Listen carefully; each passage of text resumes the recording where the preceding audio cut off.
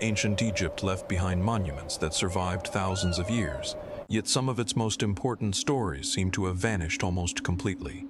Kings disappear from the record, names are removed, political crises become fragments, and in a few cases a single ancient document raises questions that history still cannot answer. One of those mysteries centers on a figure known as Irzu, a man who appears briefly in the record, then disappears into the uncertainty of Egypt's past. The rebel pharaoh Irsu. Imagine trying to reconstruct the history of a civilization from a handful of surviving pieces. You have monuments, you have inscriptions, you have royal names carved into stone. You have ancient documents that survived thousands of years, and yet, the more carefully you examine the evidence, the more obvious the gaps become. One of the most intriguing examples is the figure known as Irsu. His story is connected to a period of instability in ancient Egypt, and much of what we know about him comes from a document known as the Harris Papyrus. But even that source does not give historians the kind of complete biography they would normally want. Instead, it leaves behind a strange historical silhouette. A figure appears during a troubled period. He rises to power.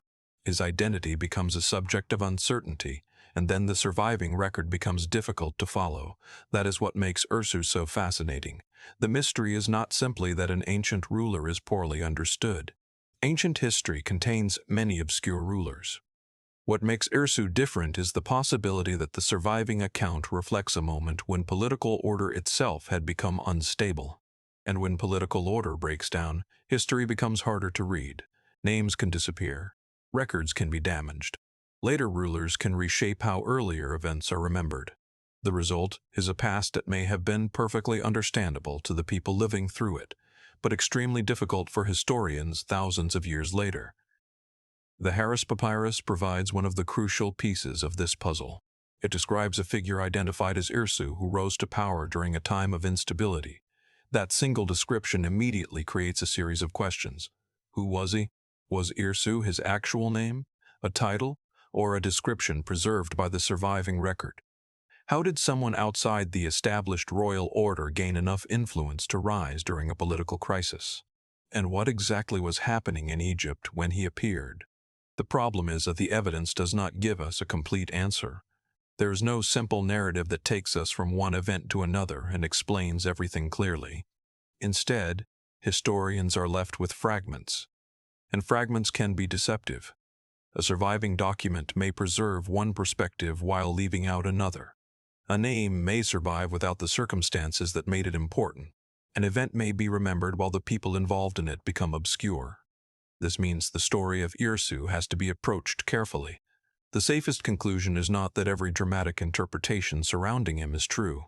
It is that the surviving evidence places him within a period of serious instability and describes him as someone who rose to power during that uncertainty. That alone is remarkable. Ancient Egypt is often imagined as a civilization defined by continuity. The great monuments seem permanent. The royal names appear orderly when arranged across long historical timelines. The civilization can look almost unchanging from a distance. But individual moments could be far more complicated. A political system depends on institutions, authority, records, and people recognizing who has the right to rule. When those relationships become uncertain, the historical record can change dramatically. For someone like Irsu, instability may have created an opening, but the precise nature of that opening remains unclear. This is where the mystery becomes more interesting than a simple story about a forgotten ruler. Irsu represents the difficulty of identifying exactly what happened when the established order was under pressure. The surviving account tells us that he rose. It does not give modern historians everything they would need to reconstruct his rise in detail. That absence matters, because without enough evidence, even basic questions become difficult. Was he already an influential figure before the crisis? Did the instability allow him to acquire authority unexpectedly? Was his power recognized broadly, or was it limited? Did people see him as a legitimate ruler, a temporary authority, or something else? The available summary does not provide definitive answers. So the mystery remains centered on the gap between what the ancient source tells us and what it leaves unsaid. That gap is where historical uncertainty lives. There is another reason Irsu was particularly compelling. His story reminds us that history is not simply a list of kings. It is also a record of what later generations chose to preserve. When a civilization experiences political upheaval, the people who eventually restore order have an interest in explaining what happened. The past can become part of political memory. Names can be remembered. Names can also be diminished. Records can survive. Other records can disappear. And sometimes the surviving version of an event tells us as much about the people who preserved it as it does about the people who originally experienced it. This is especially important when dealing with a figure described as a rebel or outsider. The label itself deserves caution. A later account may describe a political opponent according to the perspective of those who ultimately prevailed. That does not mean the account is false. It means historians must distinguish between the existence of the source and the certainty of every interpretation placed upon it. In Urzu's case, the Harris Papyrus is a window into the ancient memory of a troubled period. But a window does not show everything. It shows one direction. It frames part of the landscape, and whatever lies outside that frame may be lost. This is why a figure like Urzu can remain so difficult to understand even when his name survives. Knowing someone's name is not the same as knowing their story. We can know that a person existed within a historical account without knowing where they came from, how their influence developed, what motivated them, or how people around them understood their rise. Those missing details create an unusual kind of mystery. The person is not completely forgotten. Instead, he is remembered incompletely. And sometimes incomplete memory can be more frustrating than total silence. If no record existed, historians could simply say that the evidence was absent. But with Urzu, there is a surviving reference. There is enough information to establish a historical problem. There is not enough information to close it. That creates a narrow space between knowledge and uncertainty. It is the kind of space where historical investigation becomes especially difficult. The ancient Egyptian world was capable of preserving extraordinary amounts of information. Names, monuments, religious ideas, royal achievements, and political events could all be recorded in different forms. Yet survival was never guaranteed. Time could destroy physical evidence. Political change could alter what was preserved. Later generations could interpret earlier events through their own priorities. And when pieces disappear, even a civilization with a rich written tradition can leave behind enormous unanswered questions. Urzu stands inside one of those gaps. The Harris Papyrus gives us a glimpse of a figure who emerged during instability and rose to power.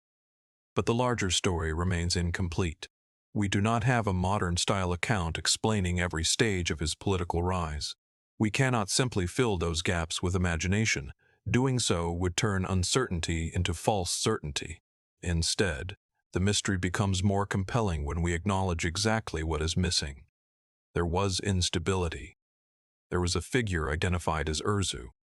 The surviving account describes his rise, and the historical record does not provide everything necessary to reconstruct the episode with confidence. That may sound like a small amount of information, but consider what it means. Somewhere in the ancient past, people lived through a political moment that was real to them. They knew who held authority. They knew what was changing. They understood the consequences of the instability around them. For them, these were not mysterious questions. They were immediate realities. Yet thousands of years later, much of that understanding has disappeared. We are left trying to reconstruct a political crisis from traces. That is the deeper mystery behind Urzu. It is not simply the identity of one obscure figure. It is the realization that even a civilization famous for its surviving records can lose the most important parts of its story. The stones remain. The papyrus survives. The name can still be read, but the full human context surrounding that name may be gone. And that is what makes Urzu such an unsettling historical puzzle. He appears in the record at a moment when the established order was under strain. He rises to power. His story survives only through fragments, and somewhere between the account that was written and the history that actually happened lies a missing chapter. Perhaps further evidence could one day clarify that chapter. Perhaps another discovery could provide a new piece of the puzzle.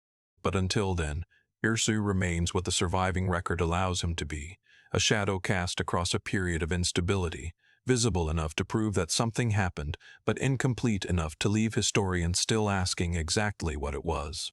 The Amarna succession, Neferneferutin and Smenkhkare. Few periods in ancient Egyptian history are as difficult to reconstruct as the years surrounding the Amarna period.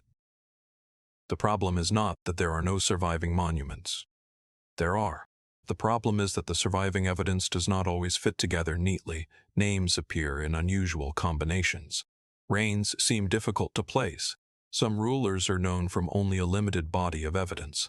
And when the political and religious landscape changed, the record became even harder to interpret. At the center of this uncertainty are two figures, Neferneferutin and Smenkhkare. Their place in the succession remains one of the most intriguing questions surrounding the Amarna period. The mystery begins with the reign of Akhenaten. Under Akhenaten, Egypt experienced major religious and political changes. The traditional religious landscape was challenged by a new direction centered around the worship of the Aten. The royal court became associated with Amarna, creating a distinctive period that stands apart from much of Egyptian history. But political change rarely happens in isolation. When the religious order shifts, the question of succession becomes even more important. Who would inherit the authority of the king? Who would maintain the new direction? And what would happen if the succession did not proceed in the straightforward way historians expect? The surviving evidence surrounding Neferneferutin and Smenkhkare creates precisely this kind of uncertainty. Neferneferutin is particularly difficult to place. The name is associated with a ruler whose exact position in the succession remains debated. Was Neferneferutin an independent ruler? Was the person behind the name someone whose identity was connected to another member of the royal family? Was the reign brief? And how exactly did this figure fit into the transition surrounding Akhenaten? The surviving evidence does not provide a simple answer. That is what makes the mystery so enduring. A name exists, royal associations exist, evidence exists, but the complete sequence of events remains difficult to reconstruct with confidence. The same problem surrounds Smenkhkare. Smenkhkare is one of those figures who appears to belong to an important moment in Egyptian history, yet the evidence surrounding the reign is limited and complicated. The result is an unusual historical puzzle. Instead of having a clearly documented succession, historians are faced with a sequence in which identities and reigns are difficult to separate. And this matters because the transition from one ruler to another is not simply a matter of dates. A king represented political authority. A king represented the direction of the state. A king was connected to religious policy, royal legitimacy, and the continuation of the ruling order. When the identity of a ruler becomes uncertain, all of those questions become harder to answer. The Amarna period makes this especially striking because the political and religious changes associated with Akhenaten had already created an unusual environment. The royal family stood at the center of an evolving system.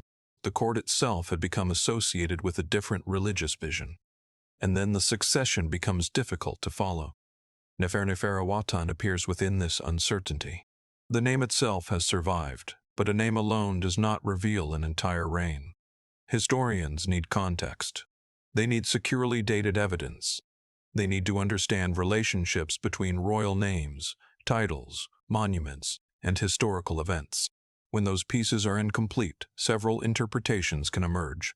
That does not mean every interpretation is equally likely. It means the evidence has limits, and responsible history has to respect those limits. This is where the mystery becomes more interesting than a simple search for a missing king. The deeper question is, how much of a ruler's identity can disappear while traces of their authority remain? Imagine finding evidence that clearly belonged to a royal figure, but not being able to establish the entire story behind it. You can see that the person mattered. You can see that the royal institution was involved. But the sequence remains uncertain. That is the problem presented by the Amarna succession. Smenkhkare creates a similar difficulty. The figure is associated with the name Smenkhkare, but the precise place of this ruler in the succession has been difficult to establish from the surviving record. The uncertainty is not simply about whether the person existed. The challenge is understanding exactly what role the person played. Was this a separate reign? How long did it last? How did it relate to Neferneferutin? And what circumstances surrounded the transition? The summary of the period can be compressed into a few names, but behind those names is a complicated historical problem. The ancient Egyptians themselves would have experienced these transitions as political reality. For them, the question of who held royal authority was not an academic puzzle. It affected the administration of the kingdom. It affected the court. It affected religious life. It affected the future direction of the state.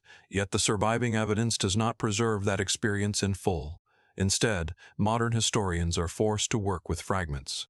This is one of the most important lessons of the Amarna mystery. A surviving monument does not automatically provide a complete historical narrative. A royal name does not automatically tell us the entire reign. And a sequence of names does not necessarily tell us exactly how one ruler followed another. The ancient world was not recorded for modern historians. The people who created these monuments were not trying to answer the questions that researchers thousands of years later would eventually ask. Their priorities were different. Their records could have served political, religious, administrative, or commemorative purposes. When those records survive only partially, modern reconstruction becomes difficult. The problem becomes even more complicated when names and royal identities are connected to a period of political change. The Amarna period is therefore not mysterious because it lacks evidence. It is mysterious because the evidence is fragmented enough to allow important questions to remain open. Nefertari is a perfect example. The figure remains attached to a royal identity, yet the precise historical role continues to challenge attempts at reconstruction. The same is true of Smenkhare. The name survives, but the story surrounding it remains incomplete. And this raises another fascinating possibility. Perhaps the confusion exists partly because the transition itself was unusually complicated. A political system does not always move neatly from one ruler to the next. There can be uncertainty. There can be competing claims. There can be temporary arrangements. There can be changes that are obvious to people living through them, but difficult to identify centuries later. The surviving record may preserve the names without preserving the relationships between them. That is precisely the kind of problem historians face with the Amarna succession. It is tempting to turn this uncertainty into a dramatic story. But the evidence does not justify inventing a complete narrative. The most responsible approach is more restrained. Nefertari and Smenkhare are important figures connected to a confusing period of Egyptian royal succession. Their exact roles remain difficult to establish. Their appearances within the historical record are limited and complicated. And the larger transition surrounding Akhenaten remains one of the areas where gaps in evidence have an unusually large effect on our understanding. There is something almost paradoxical about this. Ancient Egypt is famous for its attention to names. Names were carved into stone. Names were associated with royal identity. Names could carry enormous political and religious importance. And yet, thousands of years later, we can possess the names of rulers while still struggling to understand exactly who they were in relation to one another. That is a remarkable reminder of how fragile historical memory can be. A name can survive. A monument can survive. A fragment of an inscription can survive. But the explanation connecting those pieces can disappear. The Amarna succession sits precisely inside that gap. Nefertari remains difficult to place with certainty. Smenkhare remains difficult to understand in full. The transition surrounding Akhenaten remains complicated, and the surviving evidence does not provide a single universally simple narrative. That uncertainty is not a failure of history. It is part of history. Researchers are not only studying what ancient Egypt left behind, they are also studying what is missing. Every missing record changes the possibilities. Every damaged inscription removes context. Every uncertain royal sequence creates another question about how the ancient state actually functioned. The Amarna period demonstrates just how quickly a civilization's political story can become difficult to reconstruct. For a civilization that left behind such an enormous archaeological legacy, that is perhaps one of its most striking contradictions. We can stand among the surviving remains. We can read royal names. We can identify the broad religious and political changes associated with Akhenaten. And yet, when we reach the succession surrounding Nefertari and Smenkhare, the certainty begins to fade. The evidence becomes less like a continuous story and more like pieces of a damaged record. Some pieces fit together convincingly. Others remain open to interpretation, and some may simply be gone. That is why these rulers continue to attract attention. not because the mystery requires a dramatic hidden explanation, but because the surviving evidence genuinely leaves important questions unresolved. Neferneferuwatan and Smenkhkare stand at the center of a succession that remains unusually difficult to reconstruct. Their names survived. Their connection to the royal world survived, but much of the surrounding story did not. And when history preserves the names while losing the narrative, even the most powerful civilization can leave behind a past that refuses to become completely clear. The assassination of Amenemhat. Few events in the history of ancient Egypt are as unsettling as the possibility that a king could be killed from inside his own royal household. Amenemhat.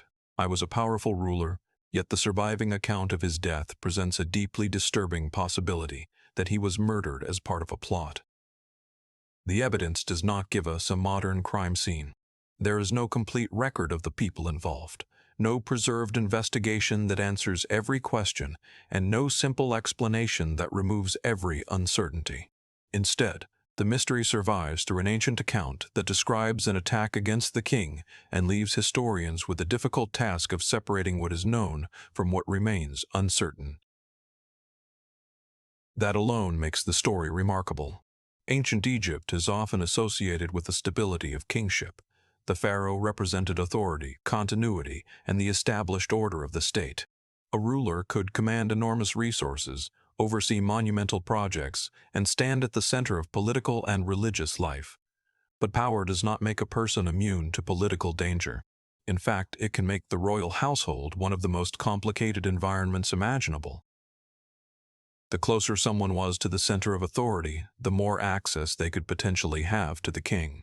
And when succession, influence, and political power are involved, loyalty can become difficult to measure from thousands of years away.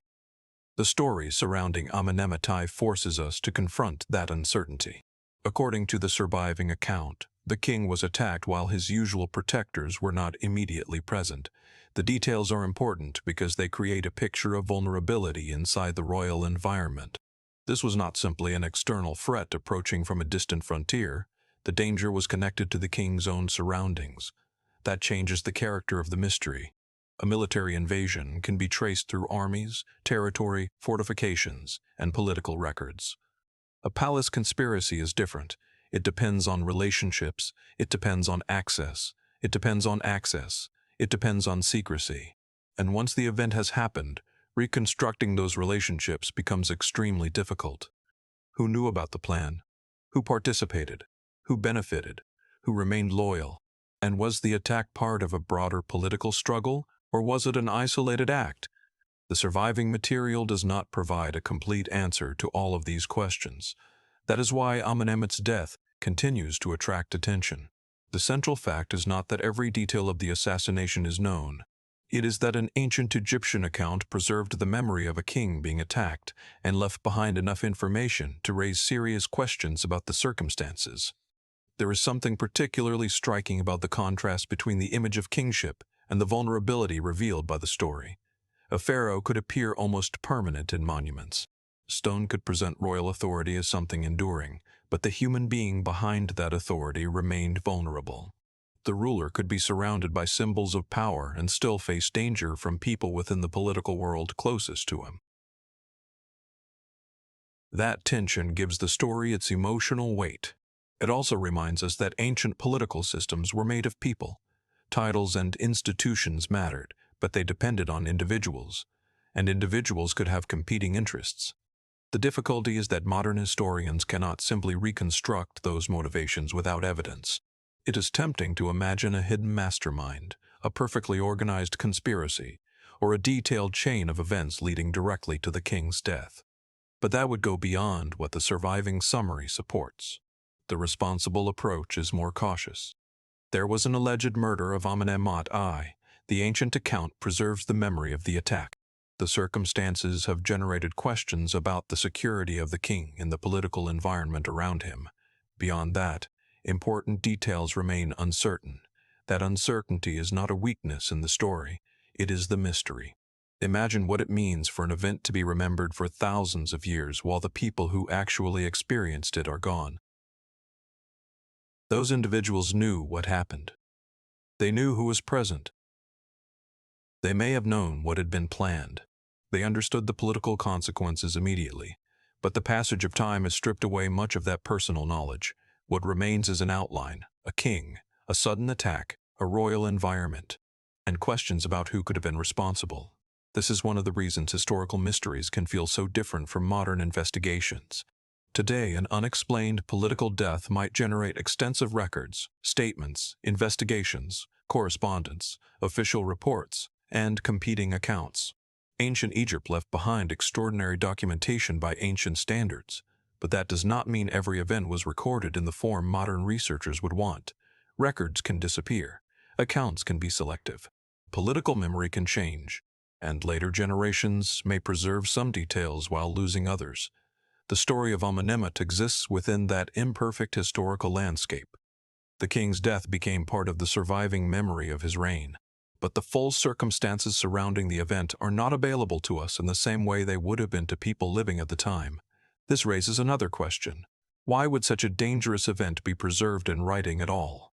The answer cannot be assumed from the limited information available. A record of a royal assassination can serve many purposes. It can preserve memory. It can reinforce a political message. It can warn future rulers. It can explain a change in political circumstances. Or it can reflect how later generations wanted the event to be understood. Without additional evidence, we should not automatically assume one particular motive. What we can say is that the survival of the story is significant. It means the event was important enough to become part of the historical record.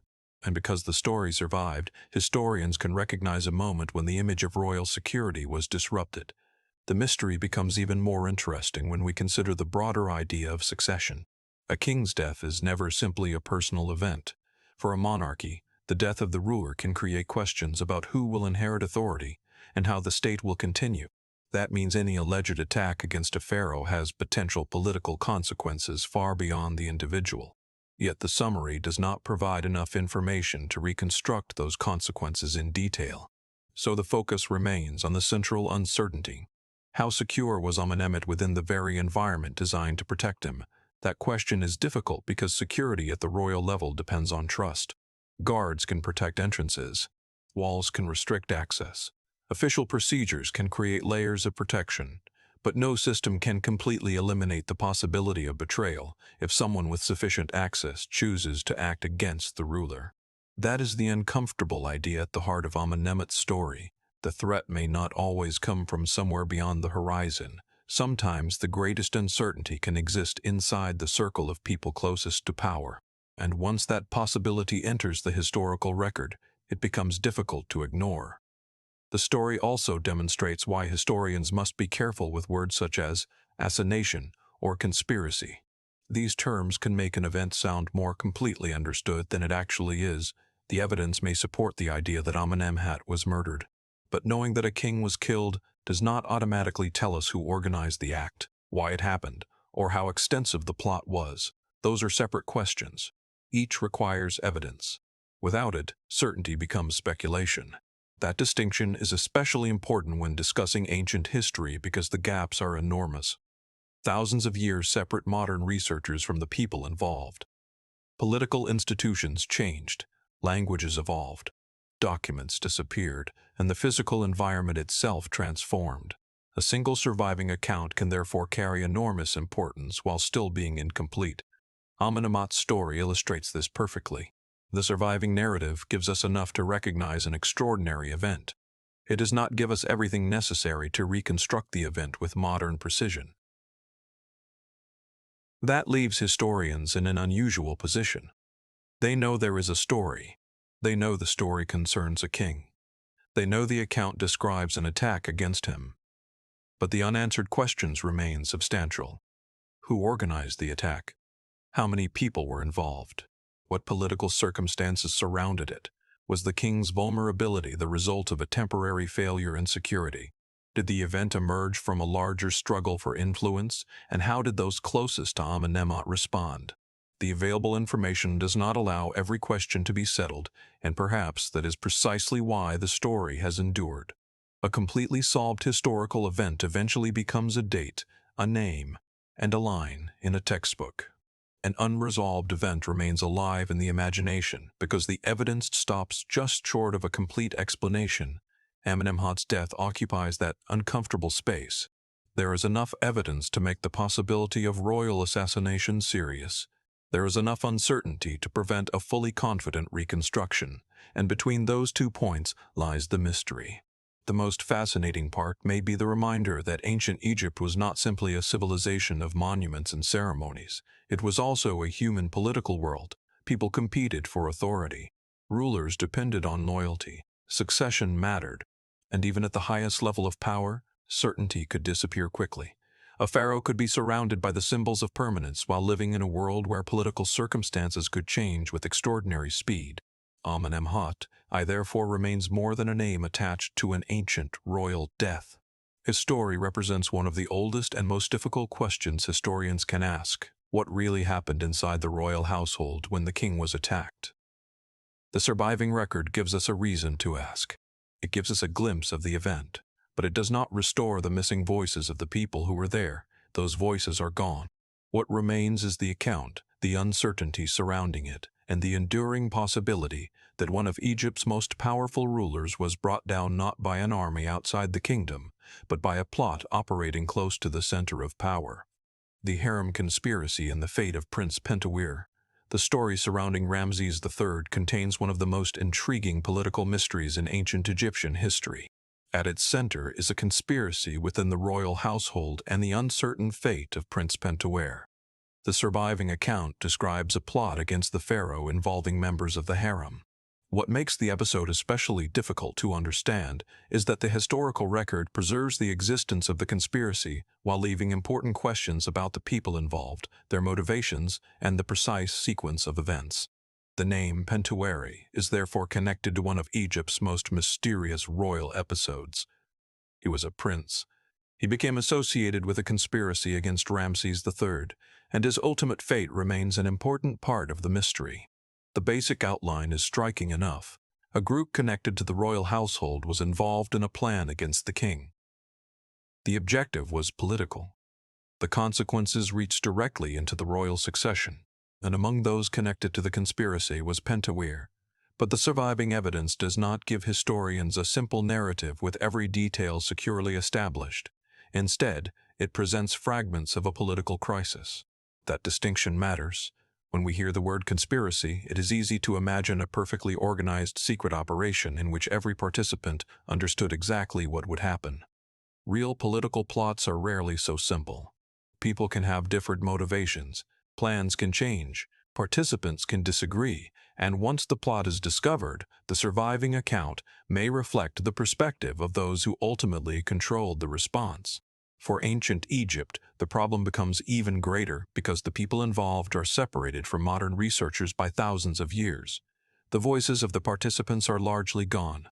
What remains is the historical record. And that record tells us that something extraordinary happened within the royal environment of Ramses III. Pentawir's involvement makes the story particularly important because succession was inseparable from political power. A royal prince was not simply another member of the household. His position connected him to the future of the monarchy. That means a conspiracy involving a prince could carry consequences far beyond a personal dispute. It could affect who would inherit authority, it could alter the political direction of the kingdom, and it could create divisions among people who were supposed to protect the royal order. This is what makes the episode so difficult to reduce to a simple story of betrayal. There was a larger political question underneath it. Who would control the future? The available information does not allow us to reconstruct every motive with confidence. We should therefore be careful about assigning personal ambitions to specific individuals when the evidence does not clearly establish them. What we can say is that the conspiracy involved the royal household, and that Pentawira's name became attached to the episode. His fate is where the mystery becomes especially compelling. The historical record identifies him in connection with the plot, but the circumstances surrounding his ultimate fate remain difficult to reconstruct completely. This uncertainty has allowed the story to remain one of ancient Egypt's most fascinating royal mysteries. A prince connected to a conspiracy against the king is already remarkable. A prince whose final circumstances remain part of a historical puzzle is even more difficult to place. The problem is not a lack of interest, it is a lack of complete evidence, and that is a recurring challenge in Egyptian history. The civilization preserved enormous amounts of information, but survival was uneven. Some documents endured, others disappeared. Some names remained visible, others became difficult to identify. Political events could be recorded from one perspective, while other perspectives vanished entirely. The conspiracy involving Ramses III sits within that imperfect historical landscape. We can recognize the broad event. We can identify Pentuer's connection. But the human story behind the surviving evidence is much harder to reconstruct. Imagine the royal household at the moment when such a conspiracy was unfolding. The palace was supposed to represent stability. The king was the center of political authority. The royal family embodied continuity. Yet somewhere within that environment, a plan was taking shape against the ruler. That contradiction is what gives the story its unusual tension. The place designed to preserve the monarchy could also become the setting for a threat against it.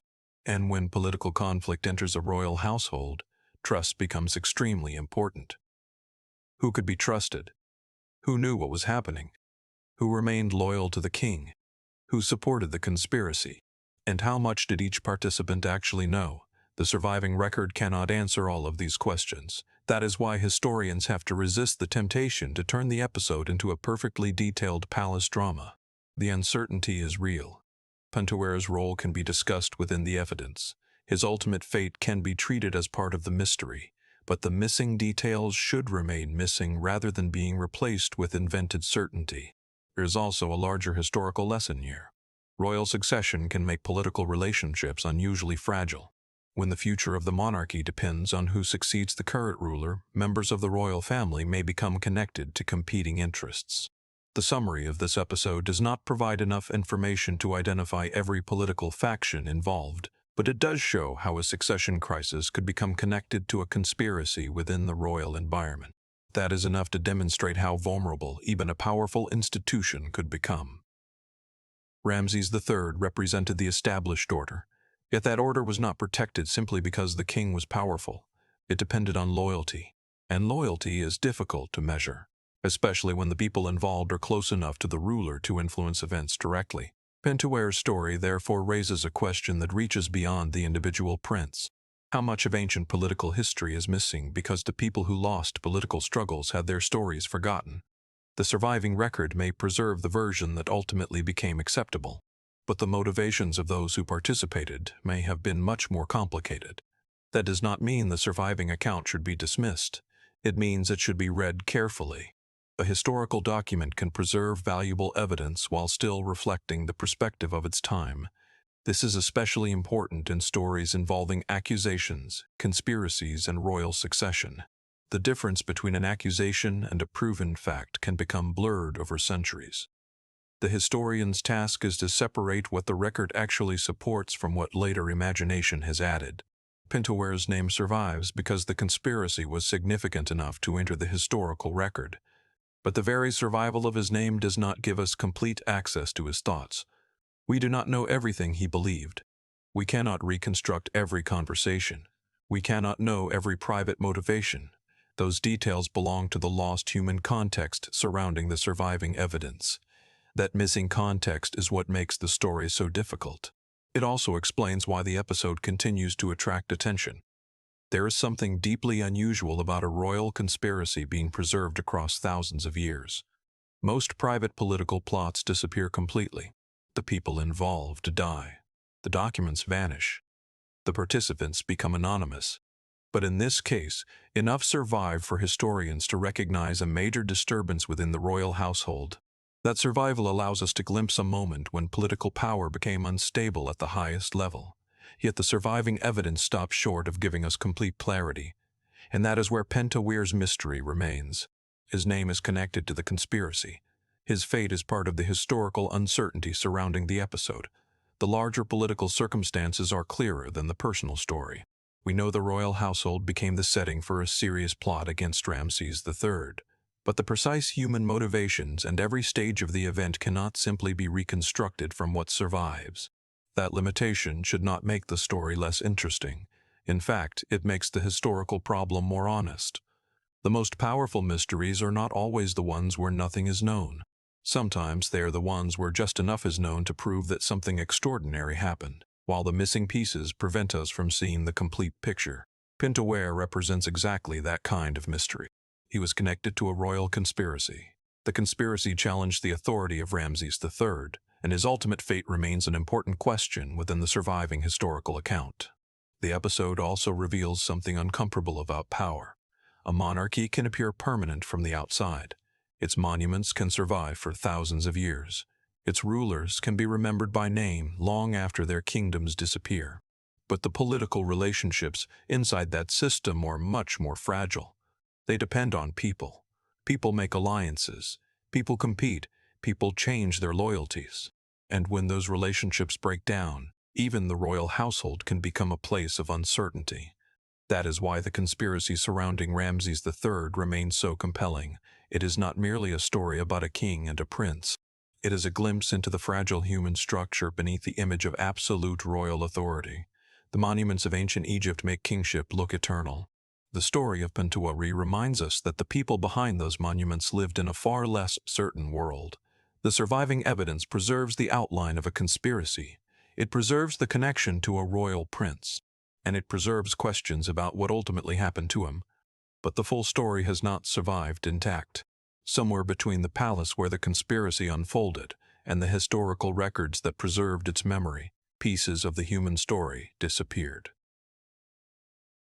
What remains is enough to establish the mystery. A royal household. A conspiracy against Ramses III, a prince named Pentawero. And a fate that remains inseparable from one of the most intriguing political episodes in ancient Egyptian history, the fall of the Hyksos and the mystery of Kamudi. The end of the Hyksos period is one of those moments in ancient Egyptian history where the broad outline is easier to understand than the details. A ruling group known as the Hyksos held power in part of Egypt, and eventually that period came to an end. But when historians try to follow the final stage of Hyksos' rule, the record becomes much less comfortable. One name sits at the center of that uncertainty: Kamudi. He is remembered as one of the Hyksos kings, yet his reign is poorly documented. The historical record does not give us the kind of detailed account that would allow us to reconstruct his rule with confidence.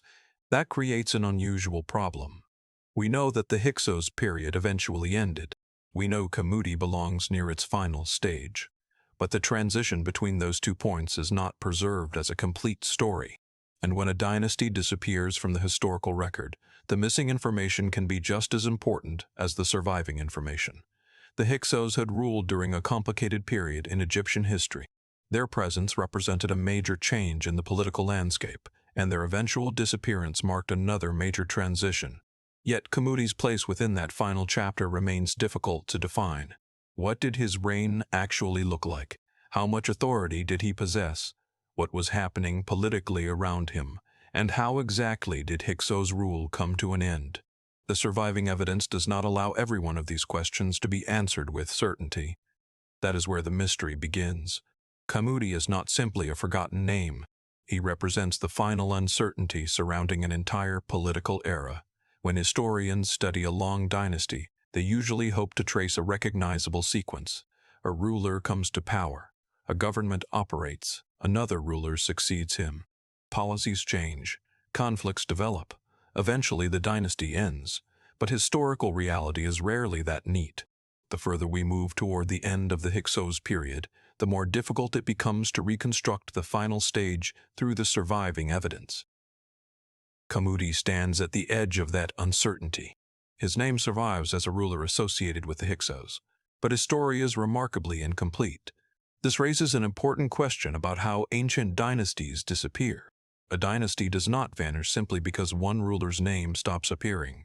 Political systems are made of institutions, people, territories, and relationships.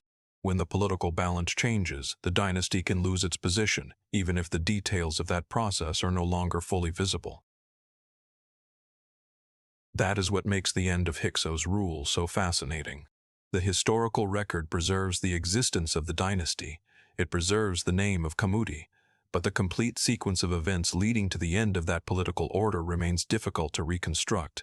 And this is where caution becomes essential. It is tempting to imagine a dramatic final confrontation and fill the missing years with a detailed story. But without sufficient evidence, that would turn uncertainty into fiction. The more responsible approach is to focus on what the surviving record can actually support. Kamudi was a Hyksos king.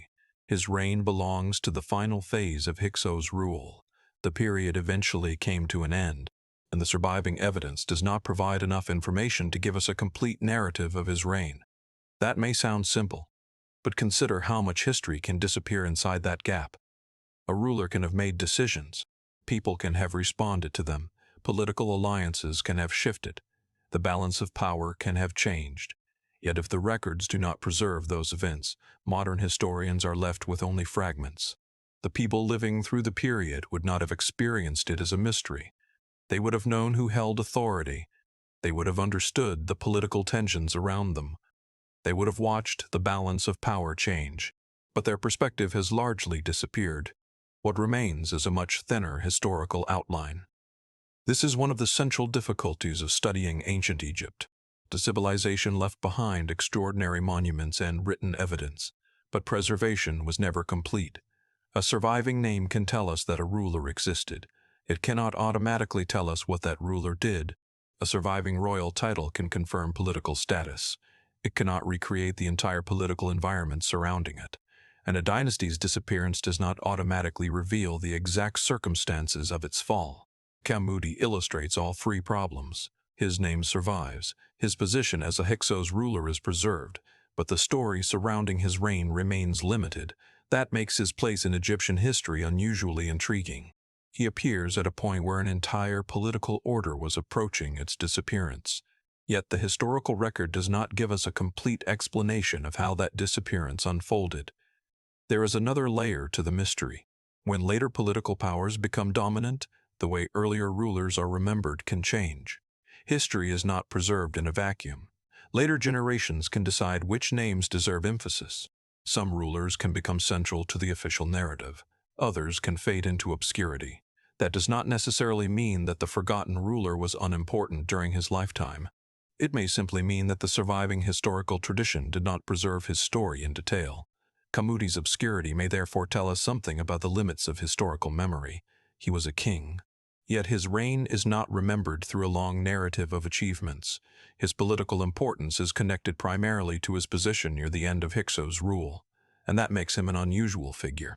He is important partly because so little is known. A ruler at the end of a dynasty naturally becomes connected to the question of what happened to that dynasty. But without enough evidence, we cannot reduce the answer to one simple event. A political transition may involve many pressures. The summary does not provide enough detail to identify every factor involved in the Hyksos collapse, so the mystery remains open. What happened during Kamudi's reign? How stable was Hyksos authority at that point? What did the final years of the dynasty actually look like? And how much of that story disappeared before later generations recorded the past? These questions are more meaningful than inventing a dramatic ending. They direct attention toward the real historical problem, the gap between the existence of a political order and our ability to reconstruct its final moments. This is particularly important when studying rulers whose reigns are poorly documented. A short or obscure reign does not necessarily mean an insignificant ruler. It means the surviving evidence gives us fewer opportunities to understand the ruler. The difference is crucial. Historical importance and historical visibility are not the same thing. A person can have occupied an important position while leaving behind very little information.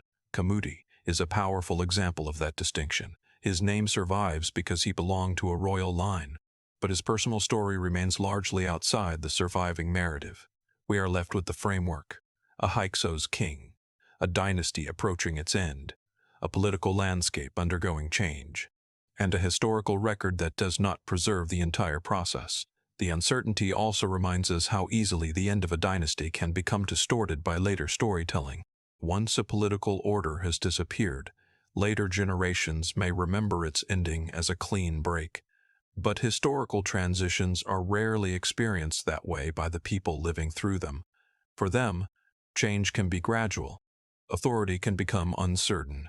Different political interests can compete, and people may not know which direction events will ultimately take. Kamuti's poorly documented reign gives us no reason to assume that the final stage of Hyksos' rule was simple. It is safer to say that the surviving evidence leaves important questions unresolved. That is enough to make the episode historically significant. The mystery is not necessarily hidden in some secret document waiting to reveal an extraordinary truth. It may simply exist because time has removed too much of the evidence. That possibility can be frustrating. But it is also one of the most important realities of historical research. Researchers are often not solving a puzzle with every piece available. They are trying to understand a picture from fragments. Some pieces are clear, others are damaged, and some may have disappeared permanently. Kamuti is one of the fragments. His name gives us a point on the historical timeline. His position identifies him as a Hyksos king, but the details surrounding his reign remain uncertain, and the larger question of how Hyksos' rule finally disappeared cannot be answered simply by looking at one ruler. The end of a dynasty is a political transformation, not just a change of name. It affects the people who ruled, the people who were governed, and the institutions that carried authority. When the evidence disappears, all of those human experiences become harder to recover. That is why Kamuti's story deserves attention. He is not famous because of a grand monument or a richly documented biography. He is memorable because his reign occupies one of the most difficult points in the history of Hyksos' rule. He stands near the end of a political order that eventually vanished from power. Yet the historical record does not tell us enough to see that ending clearly. There is something deeply human about that uncertainty. Imagine being alive during the final years of a dynasty. You would not know that historians thousands of years later would struggle to understand your world. You would simply be living through political events. You would see familiar institutions. You would hear the names of rulers. You would make decisions based on the reality around you. And then, over centuries, those details could disappear. The names of some rulers might survive. The names of others might be forgotten.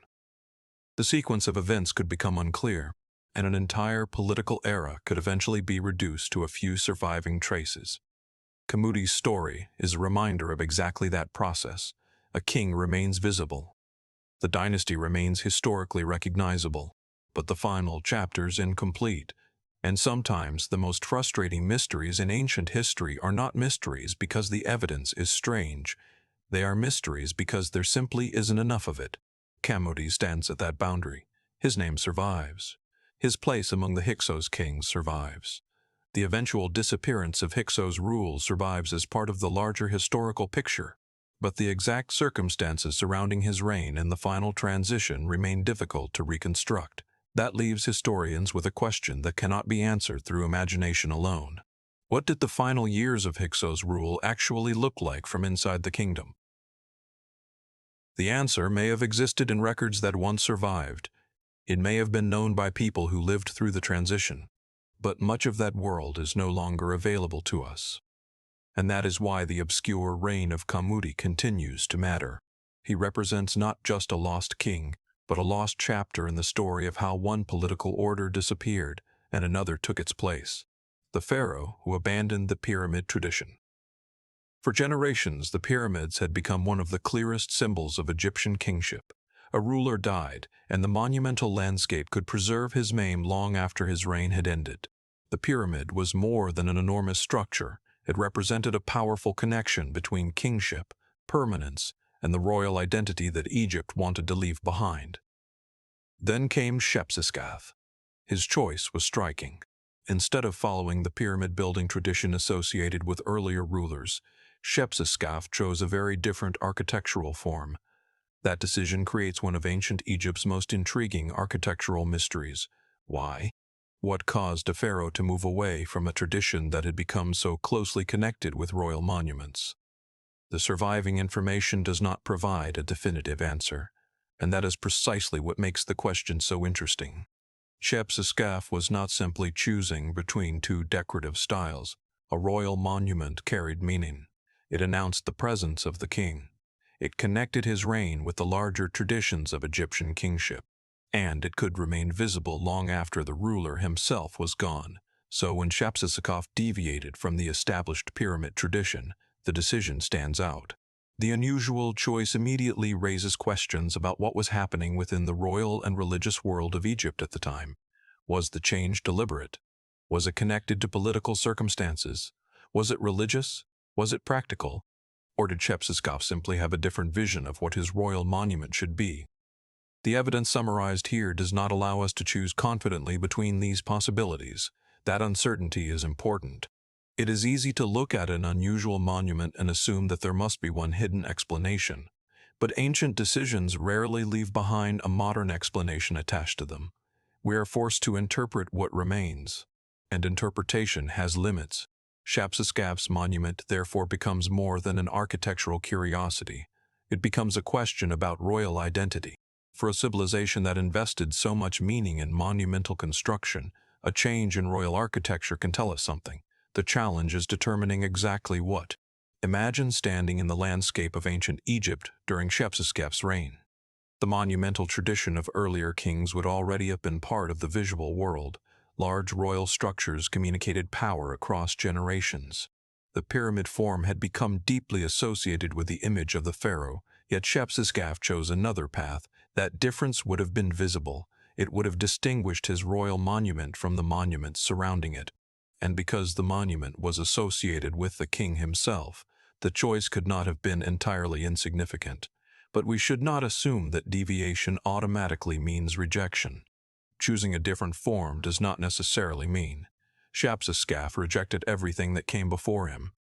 It may simply mean that his conception of royal architecture differed. The surviving evidence does not give us his personal explanation. That missing explanation is the heart of the mystery. Historians can study the structure.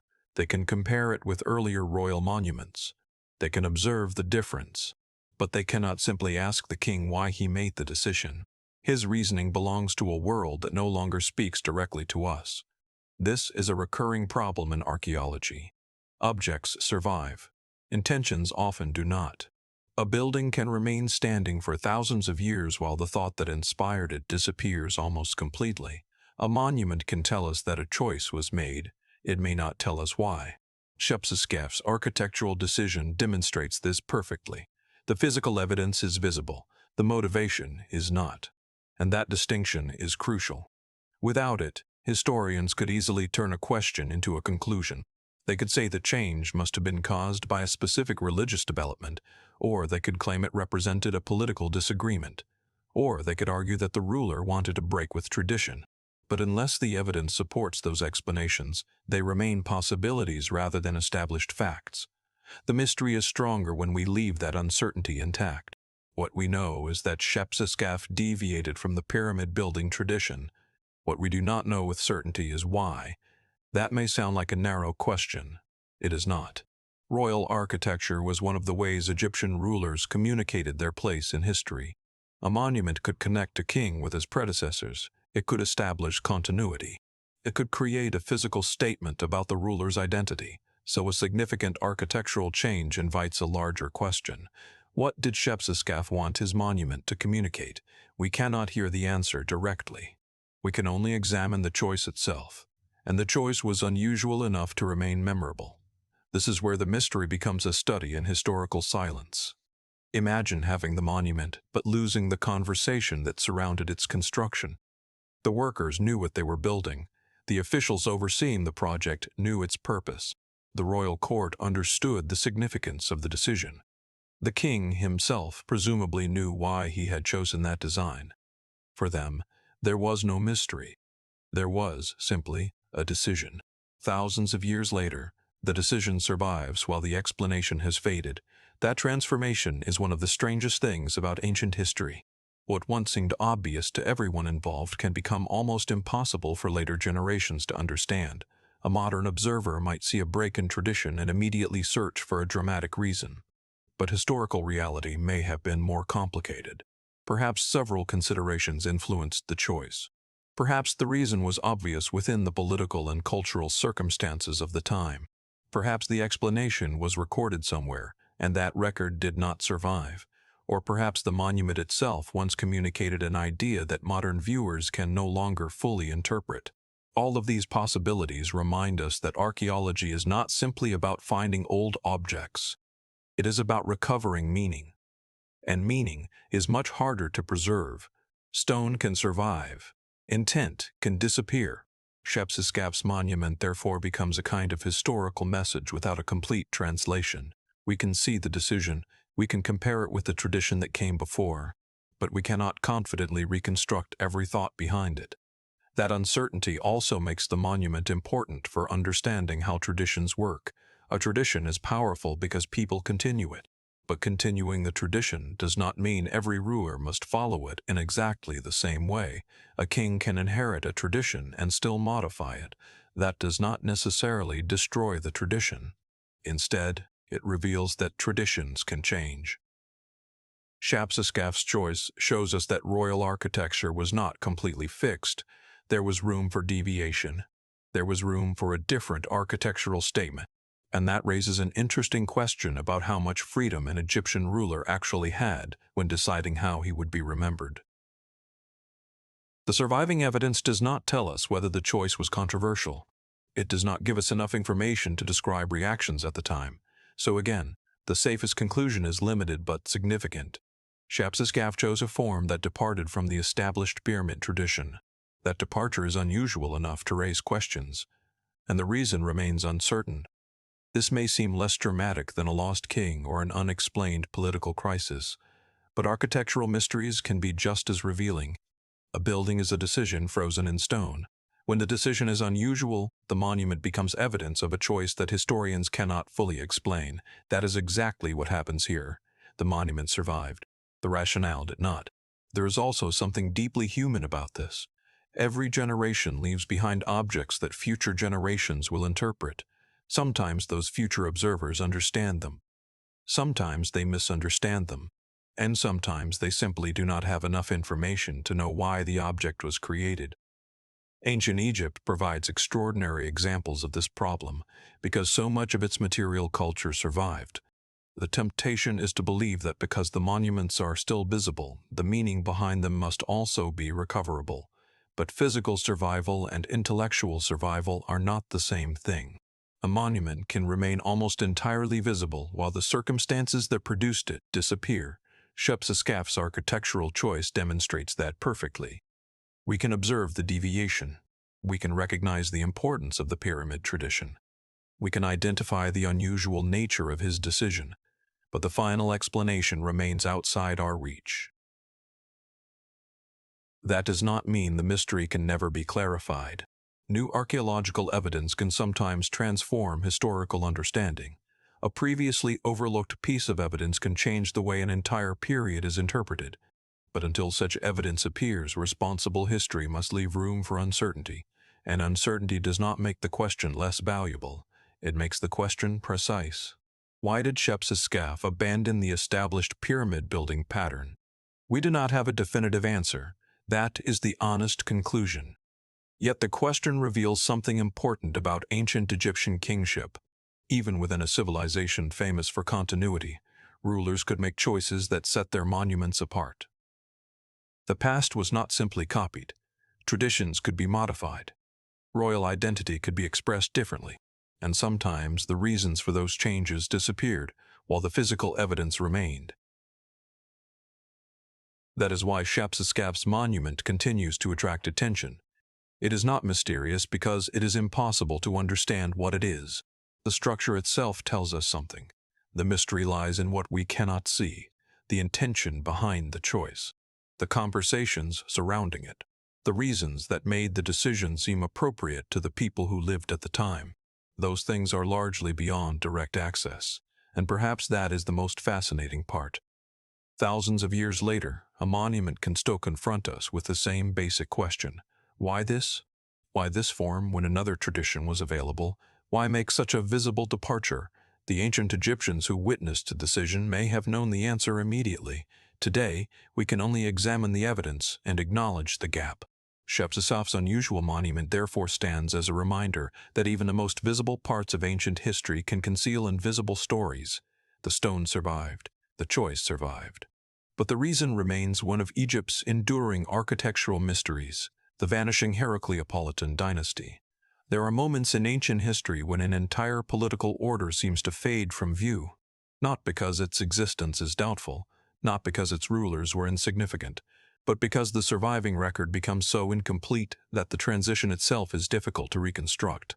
The Heracleopolitan dynasty belongs to this category. Its disappearance presents a particularly frustrating problem for historians, because a dynasty is not simply a list of rulers. It represents a political structure, a center of authority, and a period in which people lived under a particular ruling order. Yet, when that order disappears from the historical record, the story can become surprisingly difficult to follow. Who were the final rulers? How did the dynasty lose its position? What political circumstances surrounded its disappearance? And how much of that transition has been lost? The surviving evidence does not provide simple answers to all of these questions. Instead, the dynasty appears as a fragment of a much larger story. The name survives. The existence of the ruling line survives. But the details surrounding its disappearance are far less complete. That creates a historical mystery that is very different from discovering an unknown monument. The problem is not finding something that was never known. The problem is understanding something that once existed clearly, but whose story has become fragmented. For the people who lived under Heracleopolitan rule, the dynasty would not have felt mysterious. Its authority would have been part of everyday political reality. Rulers would have had names. Officials would have carried out responsibilities. Decisions would have been made. People would have understood who held power. But time has a way of reducing complicated political worlds to a few surviving traces. A dynasty can once have seemed permanent and still become difficult to reconstruct centuries later. That is the central tension behind the Heracleopolitan mystery. The dynasty existed. Its disappearance is part of Egyptian history. Yet the exact process by which it vanished from political prominence remains difficult to recover completely from the surviving record. This is where the idea of a lost king becomes particularly important. When historians encounter a ruler whose reign is brief, poorly documented, or uncertainly placed, they cannot simply assume that the missing information was unimportant. The opposite may be true. A ruler with a short reign may have lived through an unusually unstable political period. A ruler who left behind little evidence may have been caught between larger forces. And a ruler whose name survives only faintly may once have occupied a position that mattered enormously to the people around him. The problem is that the evidence cannot always tell us which interpretation is correct. The Heracleopolitan dynasty therefore raises questions about historical visibility. How much information must survive before a political period becomes understandable? How much can disappear before the timeline becomes uncertain? And what happens when the final rulers of a dynasty are poorly documented? The answers are uncomfortable. Even a civilization as well documented as ancient Egypt can lose the connective tissue between major events. A ruler may be known, a dynasty may be known, another political order may be known, but the transition between them can remain unclear. That is precisely where historians have to be most careful. It is tempting to treat the disappearance of a dynasty as if it were a single event. A dynasty ends, another begins. The historical timeline moves forward. But political change rarely feels that simple from inside the society experiencing it. Authority can weaken gradually, political influence can shift, competing centers of power can emerge, and the final loss of a dynasty's position may be the result of a process rather than one dramatic moment. The available summary does not provide enough information to identify every factor behind the Heracleopolitan disappearance, so the mystery should not be filled with invented battles, secret plots, or unsupported political motives. The stronger story is the uncertainty itself. We know that the dynasty disappeared from the historical picture. We know that its rulers are part of the broader Egyptian sequence. But the surviving evidence does not give us a complete explanation of exactly how its political world came to an end. This problem becomes especially interesting when we consider the nature of ancient records. Records were not created to satisfy future historians. They were created for purposes that made sense in their own time. A royal monument might emphasize legitimacy. An inscription might commemorate an achievement. An administrative document might serve an immediate practical purpose. A later historical record might present the past from the perspective of a new political order. Because of this, the evidence that survives is not necessarily a neutral, complete archive of everything that happened. Some events were recorded, some were ignored, some records disappeared, and some memories may have been reshaped. This makes the disappearance of the Heracleopolitan dynasty particularly difficult to interpret. If the political transition was poorly preserved, historians may be seeing only the remains of a much larger process. A few names, a few references, a sequence of rulers, and then a gap. The gap is important because it prevents certainty. It tells us that the historical record has limits, but it also invites a better question. What kind of information would we need in order to understand the disappearance more clearly? A securely dated record could help establish the sequence. A surviving administrative document could reveal political conditions. A newly discovered inscription could provide context. An archaeological site could reveal evidence of continuity or disruption, but without such evidence, researchers have to work with what remains. That is the nature of historical investigation. It is not always about finding the dramatic missing answer. Sometimes it is about defining exactly what can and cannot be known. The Heracleopolitan dynasty is a good example. Its disappearance is historically significant precisely because the evidence does not provide a perfectly continuous narrative. The dynasty once had political authority. Then that authority no longer appears in the same way. Somewhere between those points lies a process that is not fully preserved.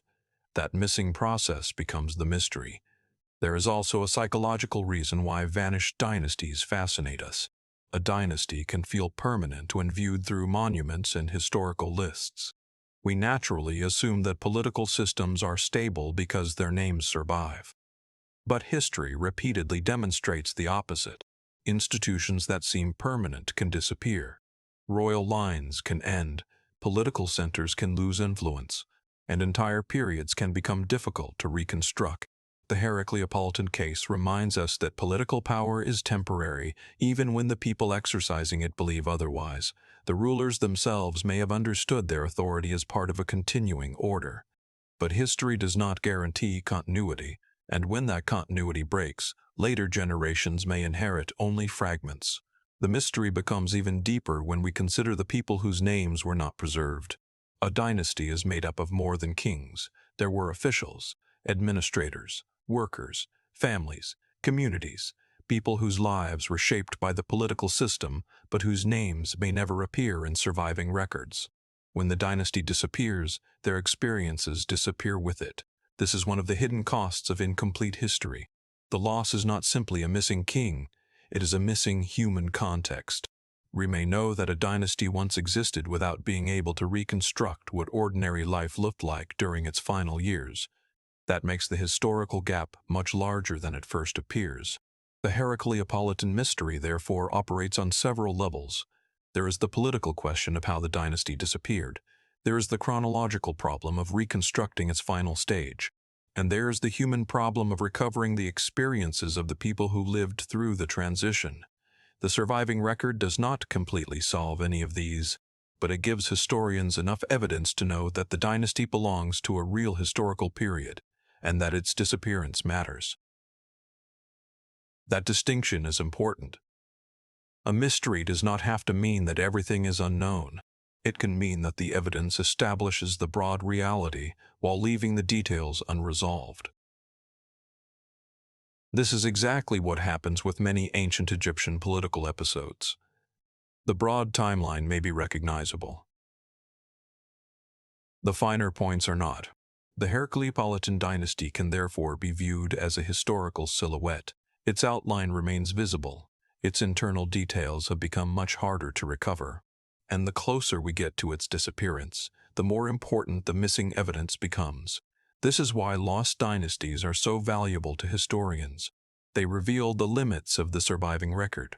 They show that historical knowledge is not simply accumulated forever. It can also be lost. A civilization may leave thousands of monuments and still lose the explanation for a particular political transition.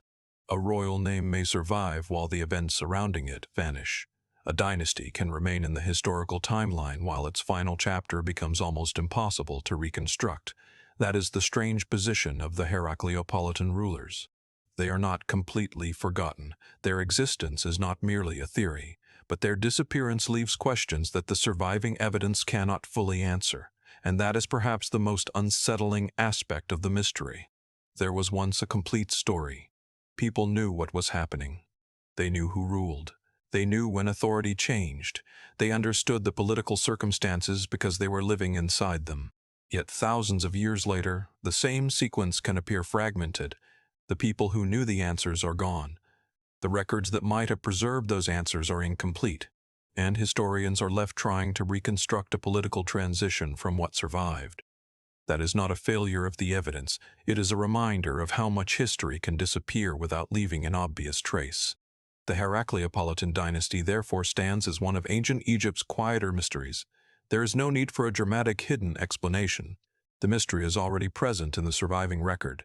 A dynasty existed. Its rulers held authority. Its political world eventually disappeared from the historical picture, and the precise story of that disappearance remains incomplete. For historians, that means the most honest conclusion is also the most intriguing one.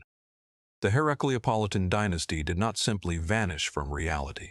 It vanished from our ability to reconstruct its final chapter with confidence. Somewhere in the gap between the surviving names and the lost records lies the story of how its political world changed. And that missing story may be one of the most important pieces of ancient Egyptian history that time failed to preserve. The kings who barely left a trace, Neferhotep II and Osir-Kari. Some of the most difficult rulers to understand are not the kings who left behind enormous monuments or long inscriptions. They are the kings whose names appear only briefly. A name survives, a reign is acknowledged, and then the historical record becomes almost silent. This is the problem surrounding rulers such as Neferhotep II and Osir-Kari.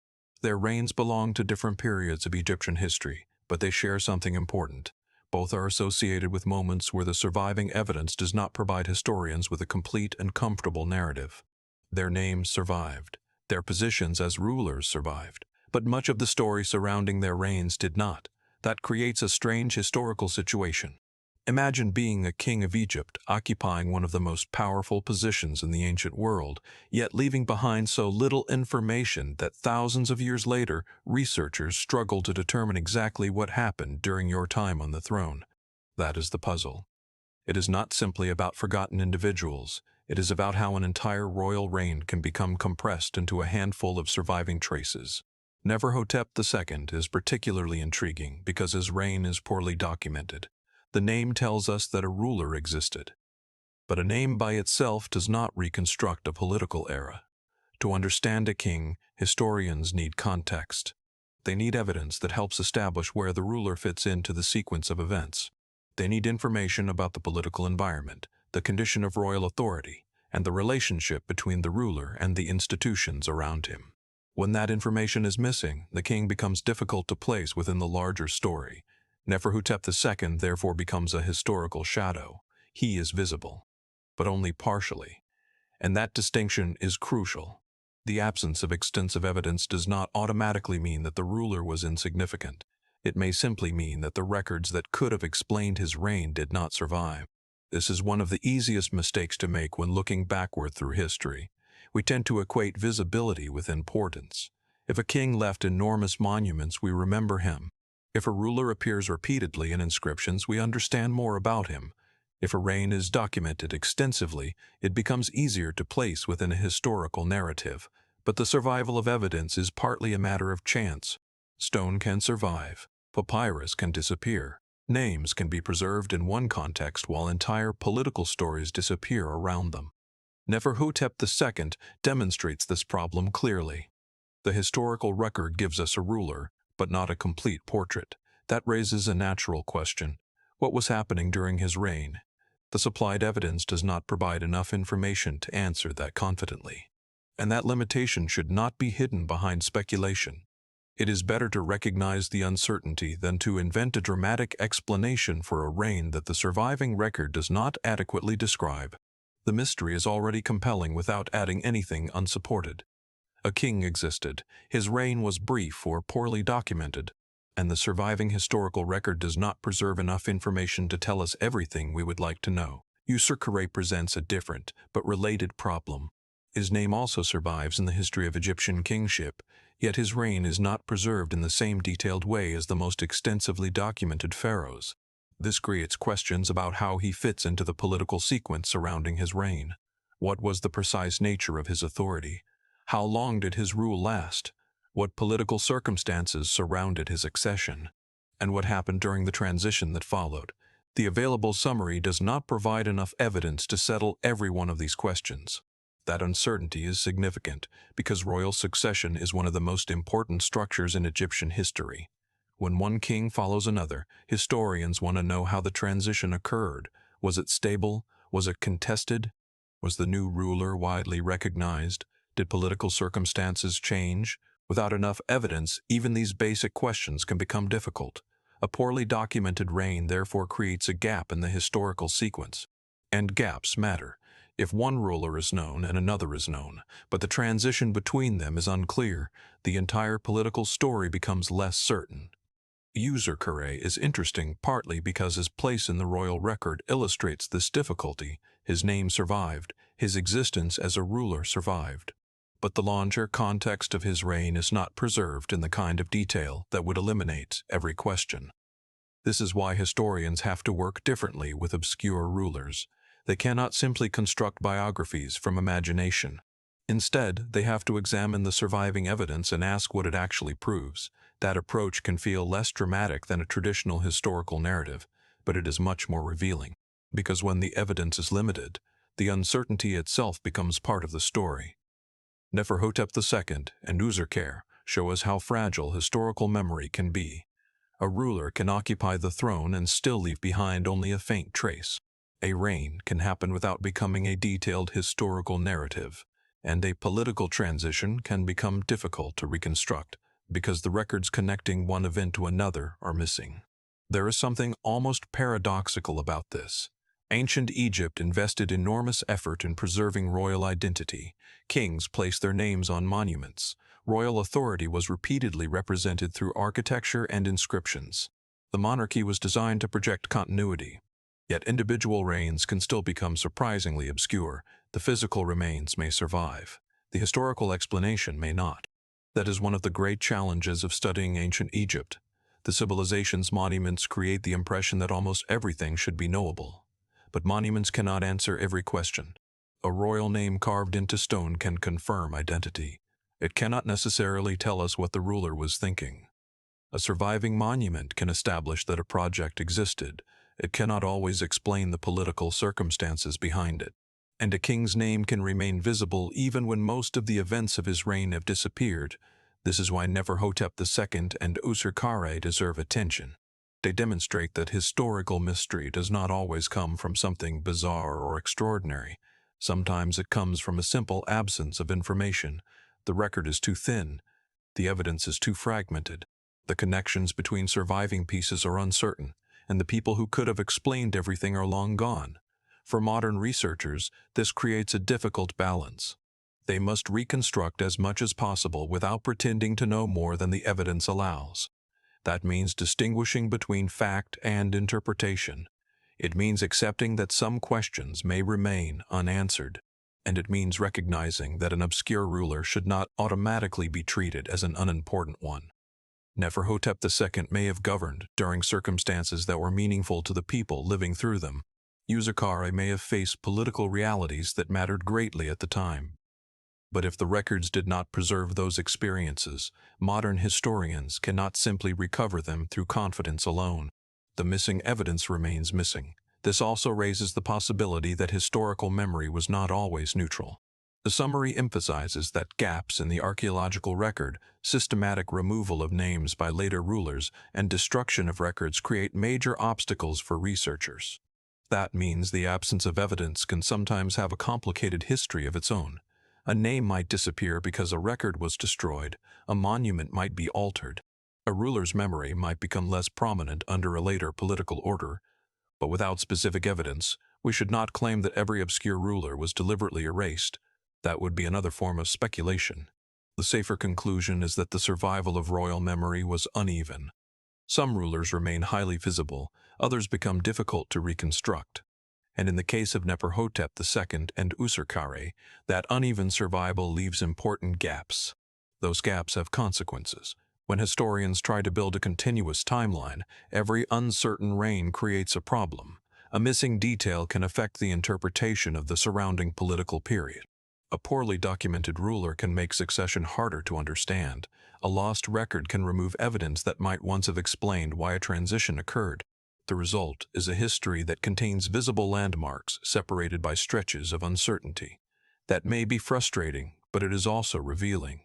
It reminds us that ancient history is not a complete recording of the past. It is a reconstruction of the past from what survived. And survival is unpredictable. One document can last thousands of years while another disappears. One royal name can remain carved into stone while another is damaged beyond recognition. One reign can be described in detail while another becomes little more than a name on a historical list. That is the world in which Neferhotep II and Osirkari appear. Their obscurity is not necessarily evidence of insignificance. It is evidence of limited historical visibility, and the difference between those two ideas is enormous. A king may have been important to his contemporaries while remaining nearly invisible to modern historians. The people living under his rule would have known who he was, officials would have understood his authority, the royal court would have known the circumstances of his reign, but those living memories did not survive indefinitely. Eventually, what remained could be little more than fragments. This is what gives these obscure rulers their strange place in history. They are not completely lost, but they are not fully recoverable either. Neferhotep II remains identifiable, yet poorly documented. Userkare remains identifiable, yet surrounded by questions about the precise context of his reign. Their names act almost like doorways. They tell us that something lies beyond them. But the door does not open onto a complete historical narrative. Instead, it opens onto uncertainty. And uncertainty is not something historians can simply remove because it makes the story less satisfying. It has to be preserved. That is especially important with ancient Egypt, because the temptation to fill gaps is so strong. The monuments are spectacular. The royal names are memorable. The surviving stories can feel complete. But the actual evidence is often much more fragmented. A responsible documentary should not transform missing information into dramatic certainty. It should show the audience where the evidence ends. For Neferhotep II and Usirkare, that boundary is part of what makes their reigns fascinating. They remind us that kingship could be powerful while historical memory remained fragile. They remind us that a ruler could once have been surrounded by officials, monuments, and royal ceremony, yet thousands of years later become little more than a name whose story is difficult to reconstruct. And they remind us that history is shaped not only by what civilizations choose to record, but also by what survives. The mystery surrounding these rulers may never have one dramatic solution. There may be no hidden event waiting to explain everything. The answer may be much simpler and, in its own way, more profound. Too much has been lost. Too many connections have disappeared. Too much of the surrounding context has faded. What remains is enough to prove that these rulers belong to Egypt's royal history.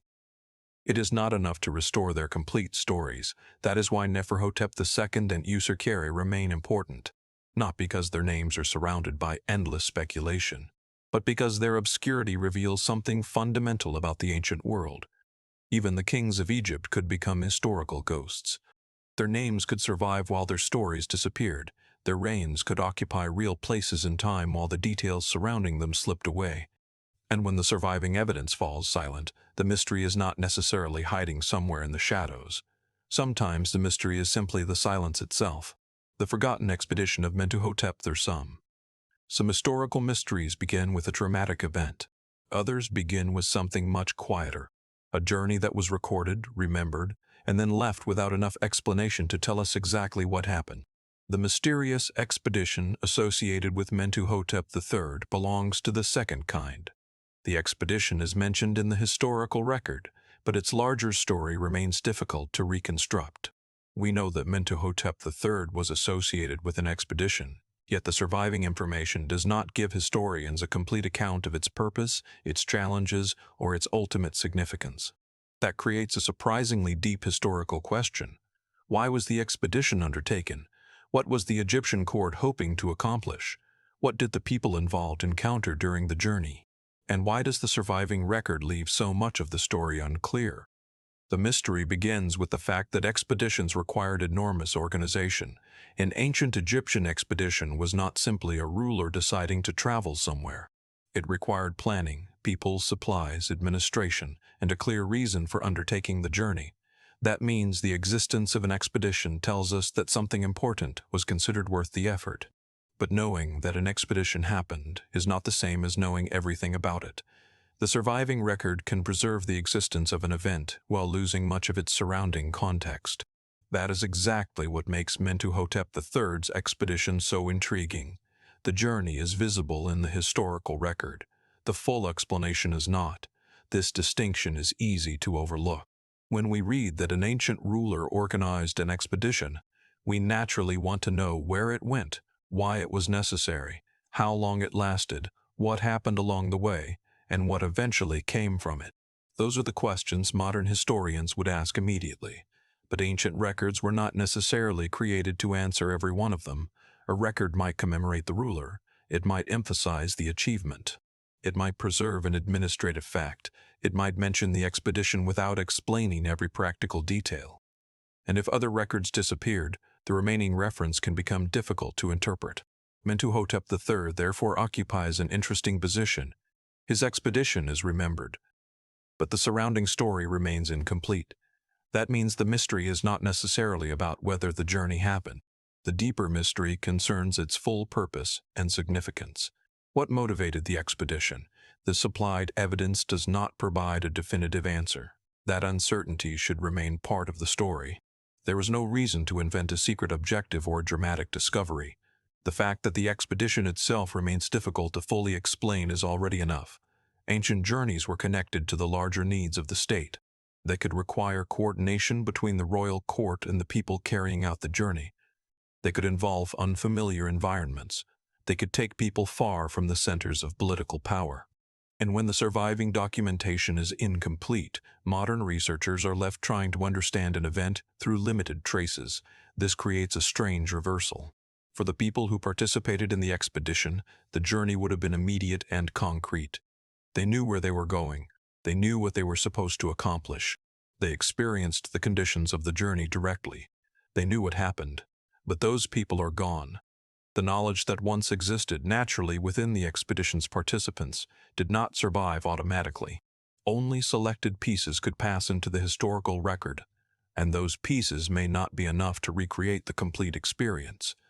This is one of the most important realities of ancient history. Historical evidence is not the same thing as historical experience. A surviving inscription can tell us that an event happened. It cannot necessarily reproduce the event itself. The difference is enormous. Mentuhotep III's expedition demonstrates this gap. The record preserves a connection between the ruler and the journey, but the larger circumstances remain uncertain. That leaves historians with several questions. What was the expedition intended to achieve? What practical or political need did it address? How did the people involved understand its purpose? And why does the surviving evidence not provide a fuller account? Without stronger evidence, these questions remain open, and that uncertainty should not be treated as a weakness. It is precisely what makes the expedition historically interesting. There is also a broader lesson in the mystery. Ancient Egypt is often represented through monuments that appear permanent and complete. The pyramids, temples, statues, inscriptions. These surviving structures can create the impression that Egyptian history is unusually well documented. In many ways, it is. But even an extraordinary archaeological record contains gaps. The physical remains can survive while the explanations surrounding them disappear. A journey can be remembered while its purpose becomes uncertain. A ruler's name can survive while the experiences of the people who served under him vanish. That is what happened to much of the context surrounding Mentuhotep III's expedition. The event remains visible. The human story behind it is much harder to recover. Imagine the expedition itself. People leaving familiar surroundings. Equipment being prepared. Supplies being organized.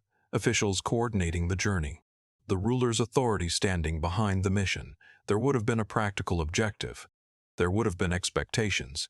There would have been uncertainty about conditions that could not be completely controlled. But we should stop there. The evidence supply does not allow us to describe specific scenes or encounters as facts. That is important. A documentary can create atmosphere without inventing events.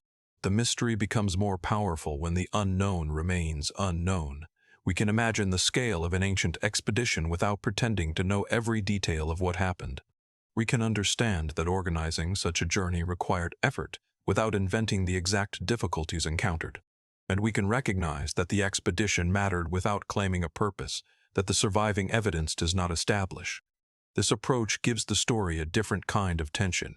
The question is not, what unbelievable event happened? The question is, why do we know so little about something that clearly required enough organization to be remembered? That is a much more historical mystery. The answer may lie partly in the uneven survival of records.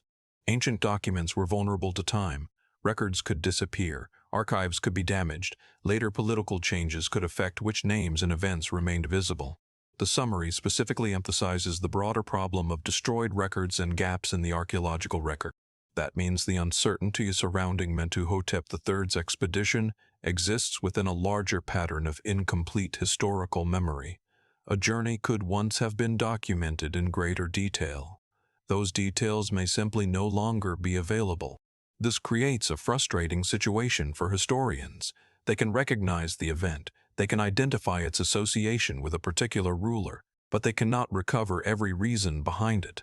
The absence of information does not prove that the expedition was secret. It does not prove that something extraordinary happened. It simply means that the surviving evidence is insufficient to answer every question. That distinction is essential. Mystery should never be used as an excuse to invent certainty. The most responsible historical storytelling accepts the limits of the evidence while still showing why those limits matter. Mentuhotep III's expedition is a perfect example. The event is real enough to appear in the historical record. Its complete significance is much harder to determine. This also raises an interesting question about how ancient rulers wanted their actions remembered. Royal records often focused on the authority of the ruler. An expedition could therefore become part of a larger image of royal capability. But without enough surviving context, we cannot know exactly how the expedition was originally presented or understood. Perhaps the surviving record preserved only the most important part from the perspective of the people who created it. Perhaps other details existed elsewhere. Perhaps those details were lost. Several possibilities can explain incomplete evidence. None should automatically be treated as the final answer. That is why the expedition remains unresolved. The historical record opens the door. It does not take us all the way through, and that is a recurring feature of ancient Egyptian history. The civilization left behind enough material to reveal extraordinary amounts about its past. But the gaps can be just as revealing. They show us where historical memory has broken.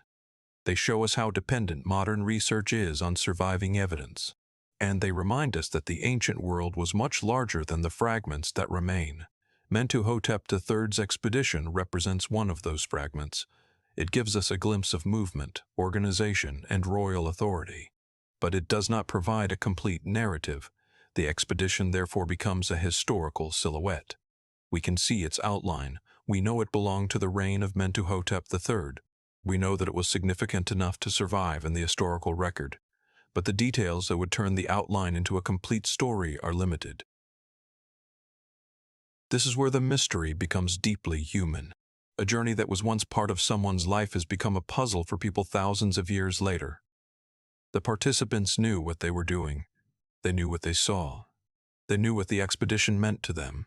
But their individual experiences did not survive in full. The record reduced the journey to a historical trace, and that trace is what modern researchers have to work with. Perhaps future archaeological discoveries could add context.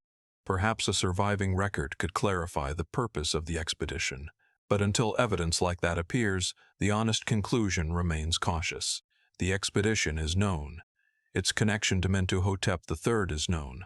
Its full story is not. And that difference between an event and our understanding of the event is one of the most fascinating problems in ancient history. The mystery surrounding Mentuhotep III's expedition, therefore, does not require an extraordinary hidden explanation.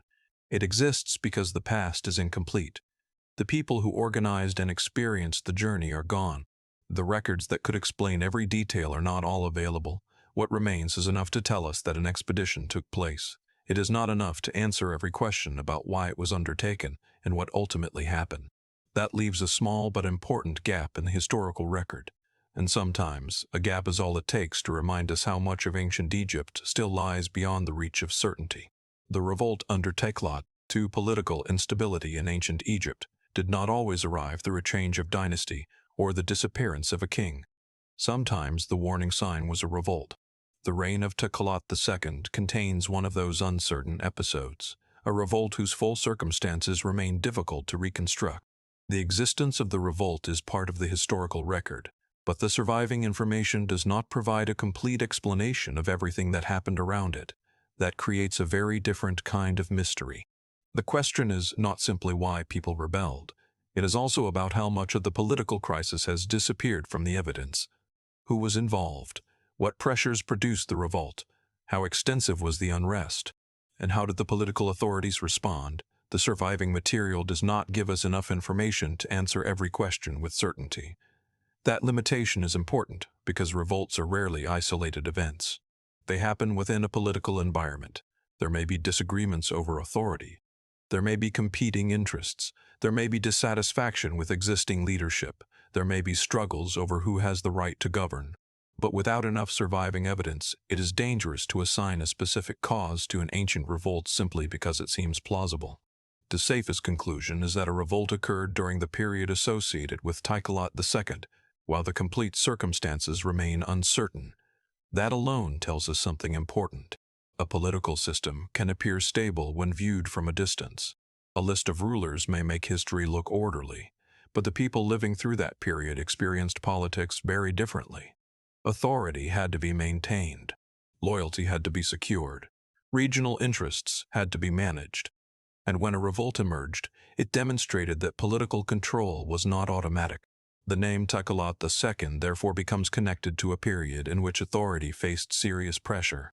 Yet the surviving historical record does not allow us to reconstruct the entire crisis in the way a modern historian might reconstruct a political event. There is no complete narrative available in the supplied evidence. Instead, there is a historical trace, a ruler, a revolt, and a series of unanswered questions. That may sound simple, but it reveals one of the central problems of ancient Egyptian history. The events that mattered most to the people living through them were not always the events that survived in the greatest detail. Records could be lost. Political narratives could change. Later rulers could influence which names remained prominent, and entire episodes could become compressed into a few surviving references. The revolt under Teklat II sits inside that larger problem. We know enough to recognize political instability. We do not know enough to reconstruct every aspect of it. That distinction prevents us from turning the story into something the evidence cannot support. For example, it would be tempting to imagine the revolt as a single dramatic confrontation, but a political uprising can be more complicated than that. Different groups can have different interests. Authority can be challenged in multiple places. The people involved may not share the same objectives, and the eventual historical record may preserve only the perspective of those who remained politically dominant.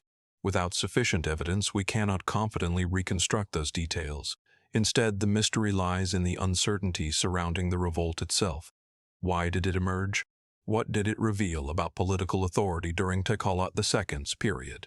And how much of the crisis disappeared before later generations attempted to preserve the history? These questions matter because political instability can expose weaknesses that are invisible during peaceful periods. A government may appear strong while everything is functioning normally. A revolt tests that strength. It forces authority to respond, it reveals competing loyalties, and it creates a moment where the political structure becomes visible through conflict. Yet, when the historical record is incomplete, even that insight can become difficult to interpret. The surviving evidence may tell us that something happened without explaining precisely why. That is why the revolt associated with Teklat II remains interesting. It gives us a glimpse of instability without giving us a complete political map. The people living through the event would have understood far more than we do. They knew who they supported. They knew who they opposed. They knew what local circumstances influenced their decisions. They knew how the authorities reacted. Those details were part of lived experience. But lived experience does not automatically become historical evidence. For it to reach the modern world, something had to preserve it. A document had to survive. An inscription had to remain readable. An archaeological trace had to escape destruction. A later record had to preserve the memory. When those chains break, the historical story becomes fragmented. That is what makes the revolt under Takalot II so difficult to fully understand. The event itself has a place in the historical record. The surrounding human context is much less secure. This also raises an important question about the meaning of the word revolt. A revolt tells us that some form of opposition to established authority occurred, but it does not automatically tell us the exact motivation behind that opposition. Modern audiences may expect a single cause. Ancient political events were rarely that simple. Without direct evidence, we should not claim that the revolt was caused by one specific grievance. The available information does not establish such a conclusion. Instead, the episode should be treated as evidence of political tension during Takalot II's period. That tension is historically meaningful even without a complete explanation. It reminds us that ancient Egyptian political history was not simply a continuous chain of successful rulers. There were periods of uncertainty. There were challenges to authority. There were moments when political order had to be defended or reestablished. And some of those moments are much harder to reconstruct than others. The revolt under Takalot II belongs to that category. It also illustrates the difference between political history and royal history. Royal history focuses on kings. Political history asks what was happening around them. A ruler can remain visible while the wider society becomes harder to understand. The name Takalot II survives. The revolt associated with his period survives. But the voices of the people who participated in the unrest are much harder to recover. That imbalance can distort our understanding of the past. We may know the ruler better than the people who challenged him. We may know that a revolt happened without knowing exactly how its participants understood their own actions. This is one reason historical mysteries can never be reduced to a list of famous names. Behind every political event were people whose individual experiences may have disappeared completely. The revolt under Takalot II therefore represents more than a moment of instability. It represents a missing human story. We can identify the political disturbance. We cannot reconstruct every personal decision that produced it. We can recognize that royal authority was challenged. We cannot confidently explain every motivation behind that challenge. And we can see that the event mattered enough to survive in the historical record. But we cannot assume that the surviving record preserves the entire story. That uncertainty becomes particularly important when considering later historical memory. A political crisis may be remembered differently by those who won and those who lost. Later rulers may have reasons to emphasize certain aspects of the past. Names can become more prominent.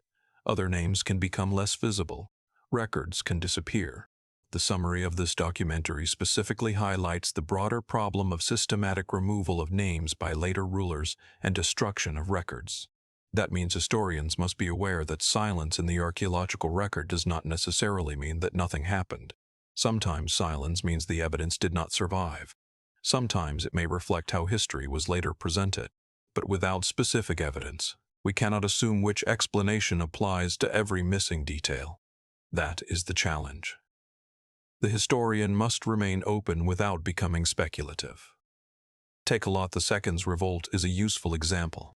We know enough to recognize an episode of political unrest, but we do not have enough information to confidently reconstruct the entire political environment surrounding it. The missing details therefore become part of the mystery. What would the revolt look like if every record had survived? Would we understand its causes immediately? Would we know which individuals played the most important roles? Would the event appear minor or major compared with other political developments? Would the people involved describe it differently from later royal records? We cannot know. The answers may once have existed in documents that no longer survive. That possibility is one of the most frustrating realities of historical research. The past does not disappear all at once. It disappears piece by piece. A document is lost. A monument is damaged. A name becomes unreadable. A political memory changes. And eventually, an event that was once obvious to everyone involved becomes difficult for later generations to reconstruct. The revolt under Takalot II is a reminder of that process. It is a small surviving window into a larger political world. Through that window, we can see instability. We can see that authority was challenged. But much of the surrounding landscape remains hidden.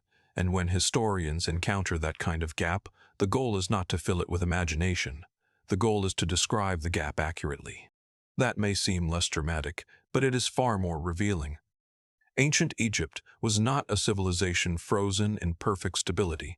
Its political history included uncertainty, competition, and revolt.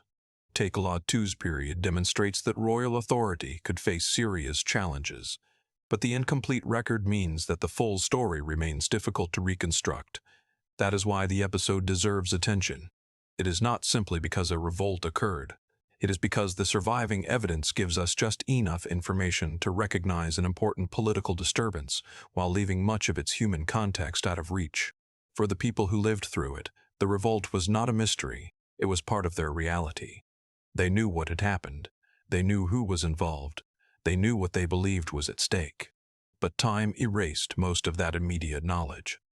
What remains is a historical trace connected to Takalot II and a series of questions that cannot be answered with certainty. And perhaps that is the most revealing part of the mystery. Ancient Egypt preserved the names of its rulers with remarkable persistence. But preserving a ruler's name is not the same as preserving the world around that ruler. Sometimes the king remains visible while the people, motives, and circumstances surrounding a political crisis disappear. The revolt under Taklot II is one of those moments. It shows us a kingdom where political authority could be challenged, while reminding us that the evidence needed to fully explain that challenge has not survived intact. What remains is enough to establish the event. It is not enough to restore the complete story. And somewhere inside that missing history lies the reason why the revolt happened, how it unfolded, and what it meant to the people who experienced it. The unknown fate of Pamtyke IV. Some of the most frustrating mysteries in ancient Egyptian history involve rulers whose names survive but whose stories seem to stop before the ending. Psamtyke IV belongs to that category. His name is associated with the Persian period of Egyptian history. Yet the historical record leaves an important question hanging over his story. What ultimately happened to him? The uncertainty is striking because a ruler's fate should normally be one of the easier parts of a royal history to establish. A king comes to power. A reign unfolds. Eventually, that ruler dies, is replaced, disappears from political life, or gives way to another authority. But when the evidence is incomplete, even that basic sequence can become uncertain. Psamtik IV represents exactly this kind of historical gap. His name survives. His connection to the Persian period survives, but his ultimate fate remains unclear. That creates a mystery that is less about one dramatic event and more about the limits of what the surviving evidence can tell us. The Persian period was a time when Egypt existed within a wider political environment, and the position of Egyptian rulers could therefore become particularly complicated. But the available information does not give us enough detail to reconstruct the full political circumstances surrounding Psamtik IV. That is important. It would be easy to turn an uncertain fate into a dramatic story and invent a secret political struggle, an unexplained disappearance, or a hidden conflict. But there is no need to do that. The mystery already exists. A ruler is associated with this period. His final fate is not securely preserved, and the gap between those two facts is where the historical question begins. What happened to Psamtik IV? Did his political position change? Was his reign interrupted? Did another authority replace him? Was his fate recorded somewhere that no longer survives? Or is the surviving evidence simply too incomplete to establish what happened? The available information does not provide a definitive answer. That uncertainty is precisely what makes his story valuable. Ancient Egypt is often imagined as a civilization with an unusually strong sense of historical continuity. Kings were remembered. Royal names were repeated. Monuments preserved political identities, yet continuity was never guaranteed. Records could disappear, names could be removed, documents could be destroyed, and political transitions could become difficult to reconstruct. Psamtik IV's uncertain fate illustrates that problem on a personal level. A ruler can be historically visible and still remain surrounded by silence. His name gives us a point of reference. It tells us that he belongs somewhere within the political history of Egypt, but it does not automatically reveal the full story of what happened to him. That distinction is crucial. When historians encounter a poorly documented ruler, the first instinct may be to search for a hidden explanation, but sometimes the evidence simply does not support one. The responsible approach is to separate what can be established from what remains unknown. For Pamtik IV, the key uncertainty concerns his ultimate fate. That means the mystery is not necessarily about whether he existed. The question is, what happened at the end of his political story? And that may sound like a small distinction, but it can have enormous consequences for reconstructing history.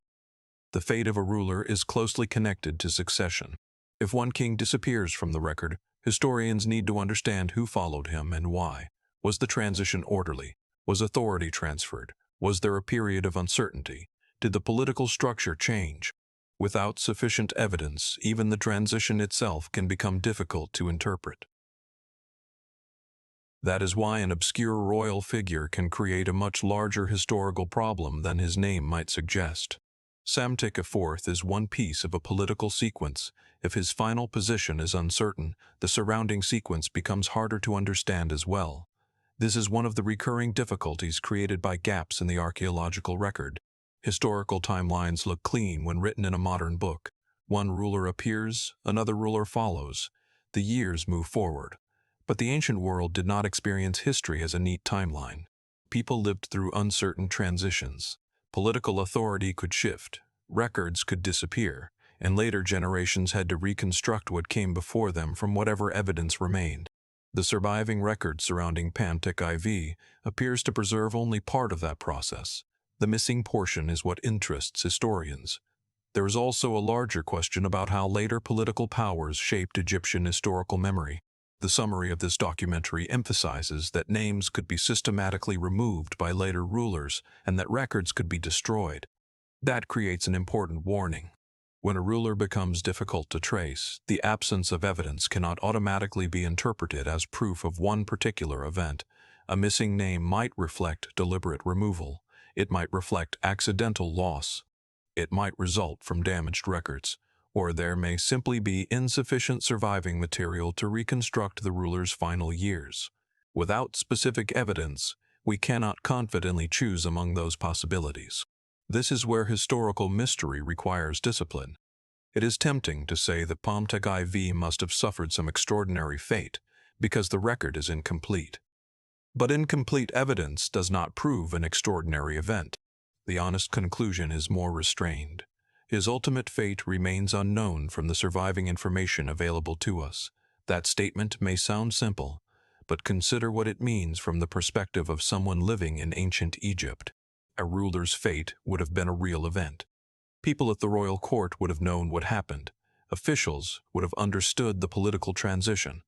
Those closest to the ruler may have known exactly why his reign ended. The uncertainty belongs to us, thousands of years later. That difference between lived knowledge and surviving knowledge is one of the most fascinating aspects of ancient history. The people involved did not live inside a mystery. They lived inside an event. But when the evidence disappears, their certainty disappears with it. Modern researchers inherit only fragments. Psamtik IV therefore becomes a symbol of that larger problem. The ruler's name survives. The historical setting survives. The question survives. But the answer does not. This is also why the phrase unknown fate deserves careful treatment. It does not necessarily mean that the ruler vanished without a trace during his own lifetime. It means that the surviving historical record does not give us enough information to establish his ultimate fate with confidence. That distinction prevents the mystery from becoming exaggerated. We do not need to imagine a secret disappearance. We do not need to invent a hidden enemy. We do not need to create an unsupported political plot. The missing explanation is enough. And in a documentary about ancient Egyptian mysteries, that kind of uncertainty can be more powerful than speculation, because it forces us to confront the actual limits of historical knowledge. There is a tendency to imagine that if researchers work hard enough, every historical question will eventually have an answer, but that is not necessarily true. Some evidence is gone permanently. Some records were never created. Some documents may have existed but were destroyed, and some events may have been remembered only by people whose voices disappeared with them. Historical research can reconstruct much of the past.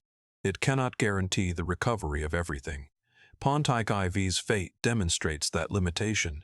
A ruler can stand within the historical record and still remain partly inaccessible. The uncertainty also reminds us that the Persian period cannot simply be treated as a seamless extension of earlier Egyptian political traditions. The summary identifies it as the context for Pontic IV's unknown fate, but it does not provide enough information to explain every political circumstance surrounding him. That means the safest approach is to leave the broader context appropriately limited. What matters is the historical problem. A ruler existed within this period. His ultimate fate is not clearly preserved, and that absence creates questions about the political transition surrounding him. The mystery becomes even more striking when we think about royal memory. Kings were supposed to be remembered. Their names were part of the political identity of Egypt. Their reigns belonged to the historical story of the kingdom. Yet the survival of a name does not guarantee survival of a complete narrative. A name can remain while the story disappears. An inscription can survive while its context is lost. A political transition can be known while its reasons remain uncertain. That is exactly the kind of historical fragmentation that makes Pontic IV so difficult to understand. His name opens a door, but beyond it lies a partially missing record. And the missing section matters because it concerns the end of his political story. What happened? We do not know with certainty. That answer may feel unsatisfying, but it is historically responsible. The uncertainty also demonstrates why historians must distinguish between absence and evidence. If there is no surviving record explaining what happened to a ruler, that does not prove that the ruler was deliberately erased. If his fate is unknown, that does not prove that he disappeared mysteriously. And if the political transition is unclear, that does not prove that a secret conspiracy was involved. Those are possibilities only if supported by evidence. Without such evidence, they remain speculation. The mystery of Pontic IV is therefore best understood as a question created by incomplete historical memory. The record gives us enough to identify the problem. It does not give us enough to resolve it. That is a recurring pattern throughout ancient Egyptian history. The civilization left behind extraordinary evidence, yet the surviving material is still only a fraction of what once existed. A single damaged record can create centuries of uncertainty. A missing archive can erase an entire sequence of events. A later political change can alter which names remain visible. And when several of these problems occur together, reconstructing a ruler's story becomes extremely difficult. Pontic IV sits inside that uncertainty. His name remains. His historical context remains. But his final fate does not emerge clearly from the surviving record. For modern historians, that creates an important challenge. They must resist the desire for a complete ending when the evidence does not provide one. A responsible historical account can say, "We do not know." That is not a failure. It is a conclusion based on the limits of the evidence. In fact, admitting uncertainty can make ancient history more fascinating, because it reminds us that the past was not created for our convenience. It was lived by people who had no reason to preserve every detail for future researchers. Their documents had purposes. Their monuments had purposes. Their political records reflected the needs of their own time. And when those materials disappeared, so did pieces of the story. Pontic IV's uncertain fate is one of those missing pieces. Somewhere in the ancient world, the people closest to his reign knew how his story ended. Perhaps the answer was recorded. Perhaps it was known through political memory. Perhaps it was preserved in documents that no longer survive. But whatever the original explanation may have been, the surviving record does not allow us to state it with confidence. And that leaves the mystery exactly where it belongs. Not in a fictional hidden story, but in the space between what ancient evidence tells us and what it no longer can. Pontic IV remains visible enough to remind us that a ruler once stood within Egypt's political history during the Persian period. Yet his ultimate fate remains uncertain. The name survived. The question survived. The explanation did not. And sometimes, that is how history loses a king, not by erasing his name completely, but by preserving just enough of him to make us realize how much of his story is gone. The names. Egypt tried to forget ancient Egypt is famous for remembering its rulers. Their names were carved into stone. Their monuments carried royal identities across generations. Their achievements could be preserved in inscriptions long after the people who created them had disappeared. Yet there is another side to that tradition, one that makes the historical record much harder to trust at first glance. Sometimes a ruler's name could disappear. Sometimes records could be destroyed. And when that happened, historians were left with an unusual problem, not simply trying to understand what survived, but trying to determine what may have been deliberately removed from the story. This is one of the most important reasons why several Egyptian rulers remain difficult to understand. The problem is not always that ancient Egypt failed to record something. Sometimes the problem is that the record may have been altered, damaged, or lost. That distinction changes everything. Imagine finding a monument with a section carefully damaged. You can still see that something was there. You can see the surrounding inscriptions. You can identify the general historical setting, but the name that should connect everything together is missing. Now the historian faces a question that is almost impossible to answer from the damaged monument alone. Was the name lost through time?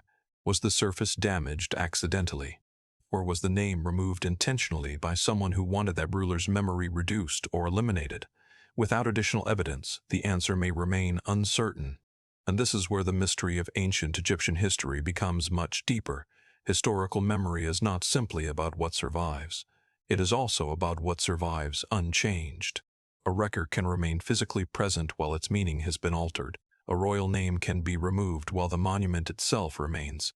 A document can survive in fragments while important sections are missing. An archive can disappear entirely, and when those things happen, the historical sequence becomes much harder to reconstruct. The consequences can be enormous. A ruler who once held political authority may later appear as little more than a name. A short reign can become almost impossible to understand. A succession can become confusing. A political crisis can lose its surrounding context. And an entire period can begin to look mysterious simply because the evidence connecting its events has disappeared.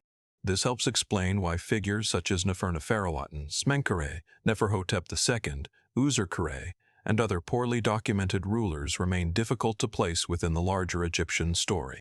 The problem is not necessarily that these people were unknown to their contemporaries. Quite the opposite. The people living at the time would have known who their ruler was. They would have understood the political situation around them. They would have known which authority controlled the state. The uncertainty belongs to later generations. It is created by the incomplete survival of the evidence. And that difference is crucial. A historical mystery does not necessarily mean that ancient Egyptians themselves were confused. It can mean that the information they possessed did not survive long enough to reach us. That is perhaps one of the strangest features of studying ancient civilizations. We sometimes inherit the physical remains of a society without inheriting the complete explanation for those remains. The stones survive. The stories disappear. The names remain in some places and vanish in others, and historians must reconstruct the missing connections. The possibility of systematic name removal makes this process even more complicated. If a later ruler intentionally removed the name of an earlier ruler, the absence of that name could create a distorted picture of the past. A person who once occupied the throne might become much less visible than their actual historical importance would suggest. The surviving record could then make the ruler appear insignificant simply because the evidence surrounding them had been reduced. But even here, caution is essential. Not every missing royal name proves deliberate erasure. Damage happens. Monuments deteriorate. Records disappear. And ancient materials can be lost for countless reasons. The presence of a missing name creates a question. It does not automatically provide the answer. That distinction matters because historians are not simply trying to tell the most dramatic possible version of the past. They are trying to determine what the surviving evidence can actually support. If a name was deliberately removed, that itself would be historically meaningful. It would tell us something about how later political authorities wanted the past to be remembered. But if the name disappeared through accidental damage or ordinary loss, the historical meaning would be very different. The difficulty is proving which explanation applies, and sometimes there may not be enough evidence to decide. That uncertainty affects the way we understand Egyptian succession. A royal timeline can look straightforward when names are arranged in order, but the reality behind that list can be much less certain. If a ruler's name disappears, historians may have difficulty determining how long that person ruled. If records from a transition are missing, it may become difficult to understand why one ruler was replaced by another. If later authorities altered earlier monuments, the surviving evidence may reflect both the original period and the political priorities of the people who modified it. History becomes layered. The monument is ancient. The alteration may also be ancient, and both belong to different moments in the story. That means the physical object can preserve evidence of more than one political era. A damaged name can therefore be a historical clue in itself. The absence becomes evidence that something happened to the record, but it does not necessarily tell us exactly what happened. This is where the work of historians becomes almost detective-like, but with one enormous disadvantage. The original witnesses are gone. There is no person who can simply explain why a particular name disappeared. There is no surviving official who can tell us what was removed. There is no complete archive waiting to answer every question. Researchers have to compare fragments. They have to examine what remains. They have to recognize contradictions. And they have to remain honest about uncertainty. The destruction of records creates an even larger problem. A missing name is one thing. A missing archive is something else entirely. When a document disappears, one piece of evidence is lost. When an archive disappears, an entire network of information can vanish with it. Names, dates, administrative decisions, political correspondence, accounts of events, relationships between rulers and officials, all of those things can disappear together. The surviving history then becomes much thinner. This is why the loss of records can have consequences far beyond one missing detail. It can change our understanding of an entire period. A political crisis might once have been explained clearly. Without the relevant documents, modern historians may only see its aftermath. A ruler might once have had a detailed administrative record. Without it, the reign can appear strangely empty. A succession might once have been obvious. Without the documents connecting the rulers, it can become one of Egypt's enduring puzzles. This is the environment in which several of the mysteries surrounding ancient Egypt must be understood. The confusion is not always caused by something extraordinary happening. Sometimes it is caused by something ordinary but devastating, evidence disappearing. Time itself can destroy records. Political change can affect what is preserved. Later rulers can influence historical memory, and physical damage can remove the information that once connected individual pieces of evidence. The result is a historical landscape filled with gaps. And gaps are dangerous because the human mind naturally wants to complete them.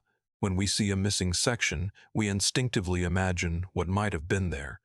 But imagination is not evidence.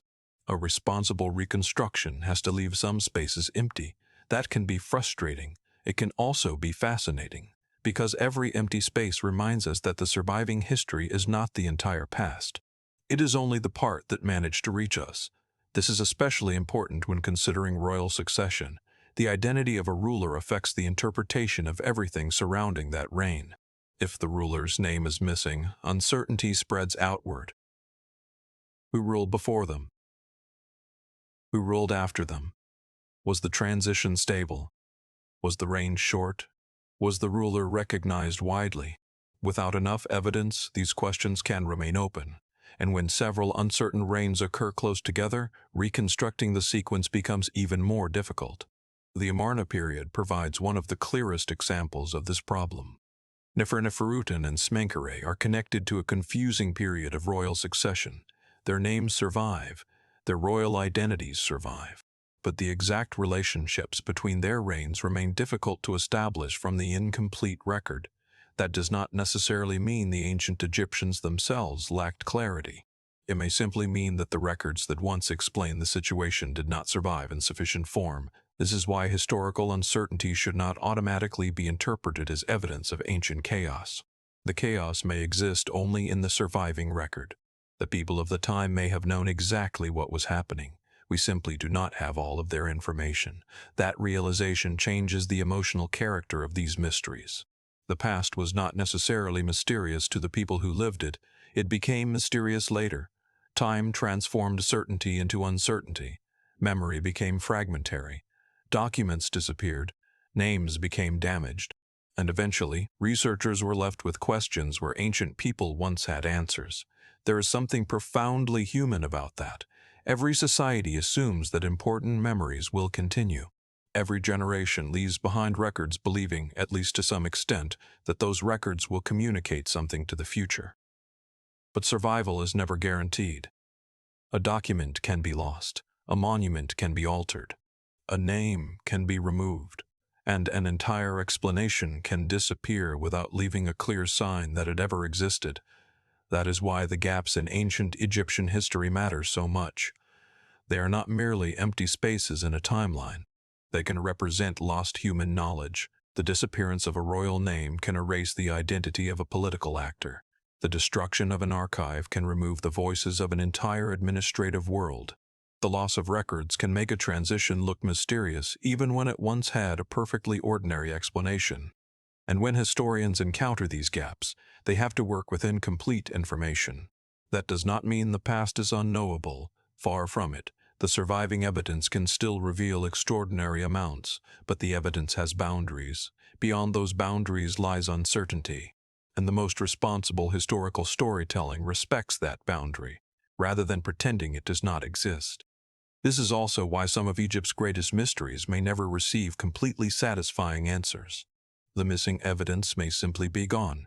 If a record was destroyed thousands of years ago, modern researchers cannot reconstruct its exact contents through determination alone. If a name was deliberately removed and no independent record survives, the reason for its removal may remain uncertain. If an archive disappeared, the information contained inside it may be permanently inaccessible. The problem is not a lack of curiosity.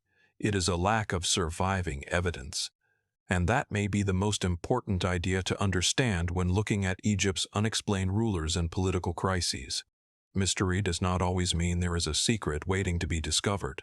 Sometimes it means history has reached the edge of what the surviving evidence can support. Ancient Egypt left behind an extraordinary archaeological legacy. But even that legacy is incomplete. The monuments that survived cannot speak for everything that was lost. The names that remain cannot represent every person who once held power. The documents that endured cannot replace the archives that disappeared. And the stories preserved by later generations cannot perfectly restore the perspectives of those who lived through the events themselves. The result is a civilization whose history is both remarkably visible and deeply incomplete. We can see its monuments. We can read its surviving names. We can identify its rulers. We can reconstruct broad political changes. And yet, scattered throughout that history are empty spaces where important information once existed. Those spaces are where some of Egypt's greatest mysteries survive. A missing name can hide a ruler. A missing record can hide a political crisis. A destroyed archive can hide an entire chain of decisions. And an altered monument can hide the memory of the person who originally commissioned it. The mystery is therefore not only what ancient Egypt remembered. It is also what ancient Egypt and later generations failed to preserve. And somewhere inside those missing records may be the answers to questions that researchers have been asking for centuries. The problem is that history cannot always recover what time has erased. Sometimes the most honest conclusion is that the missing chapter really is missing, and that silence may be one of the most enduring mysteries ancient Egypt has left behind.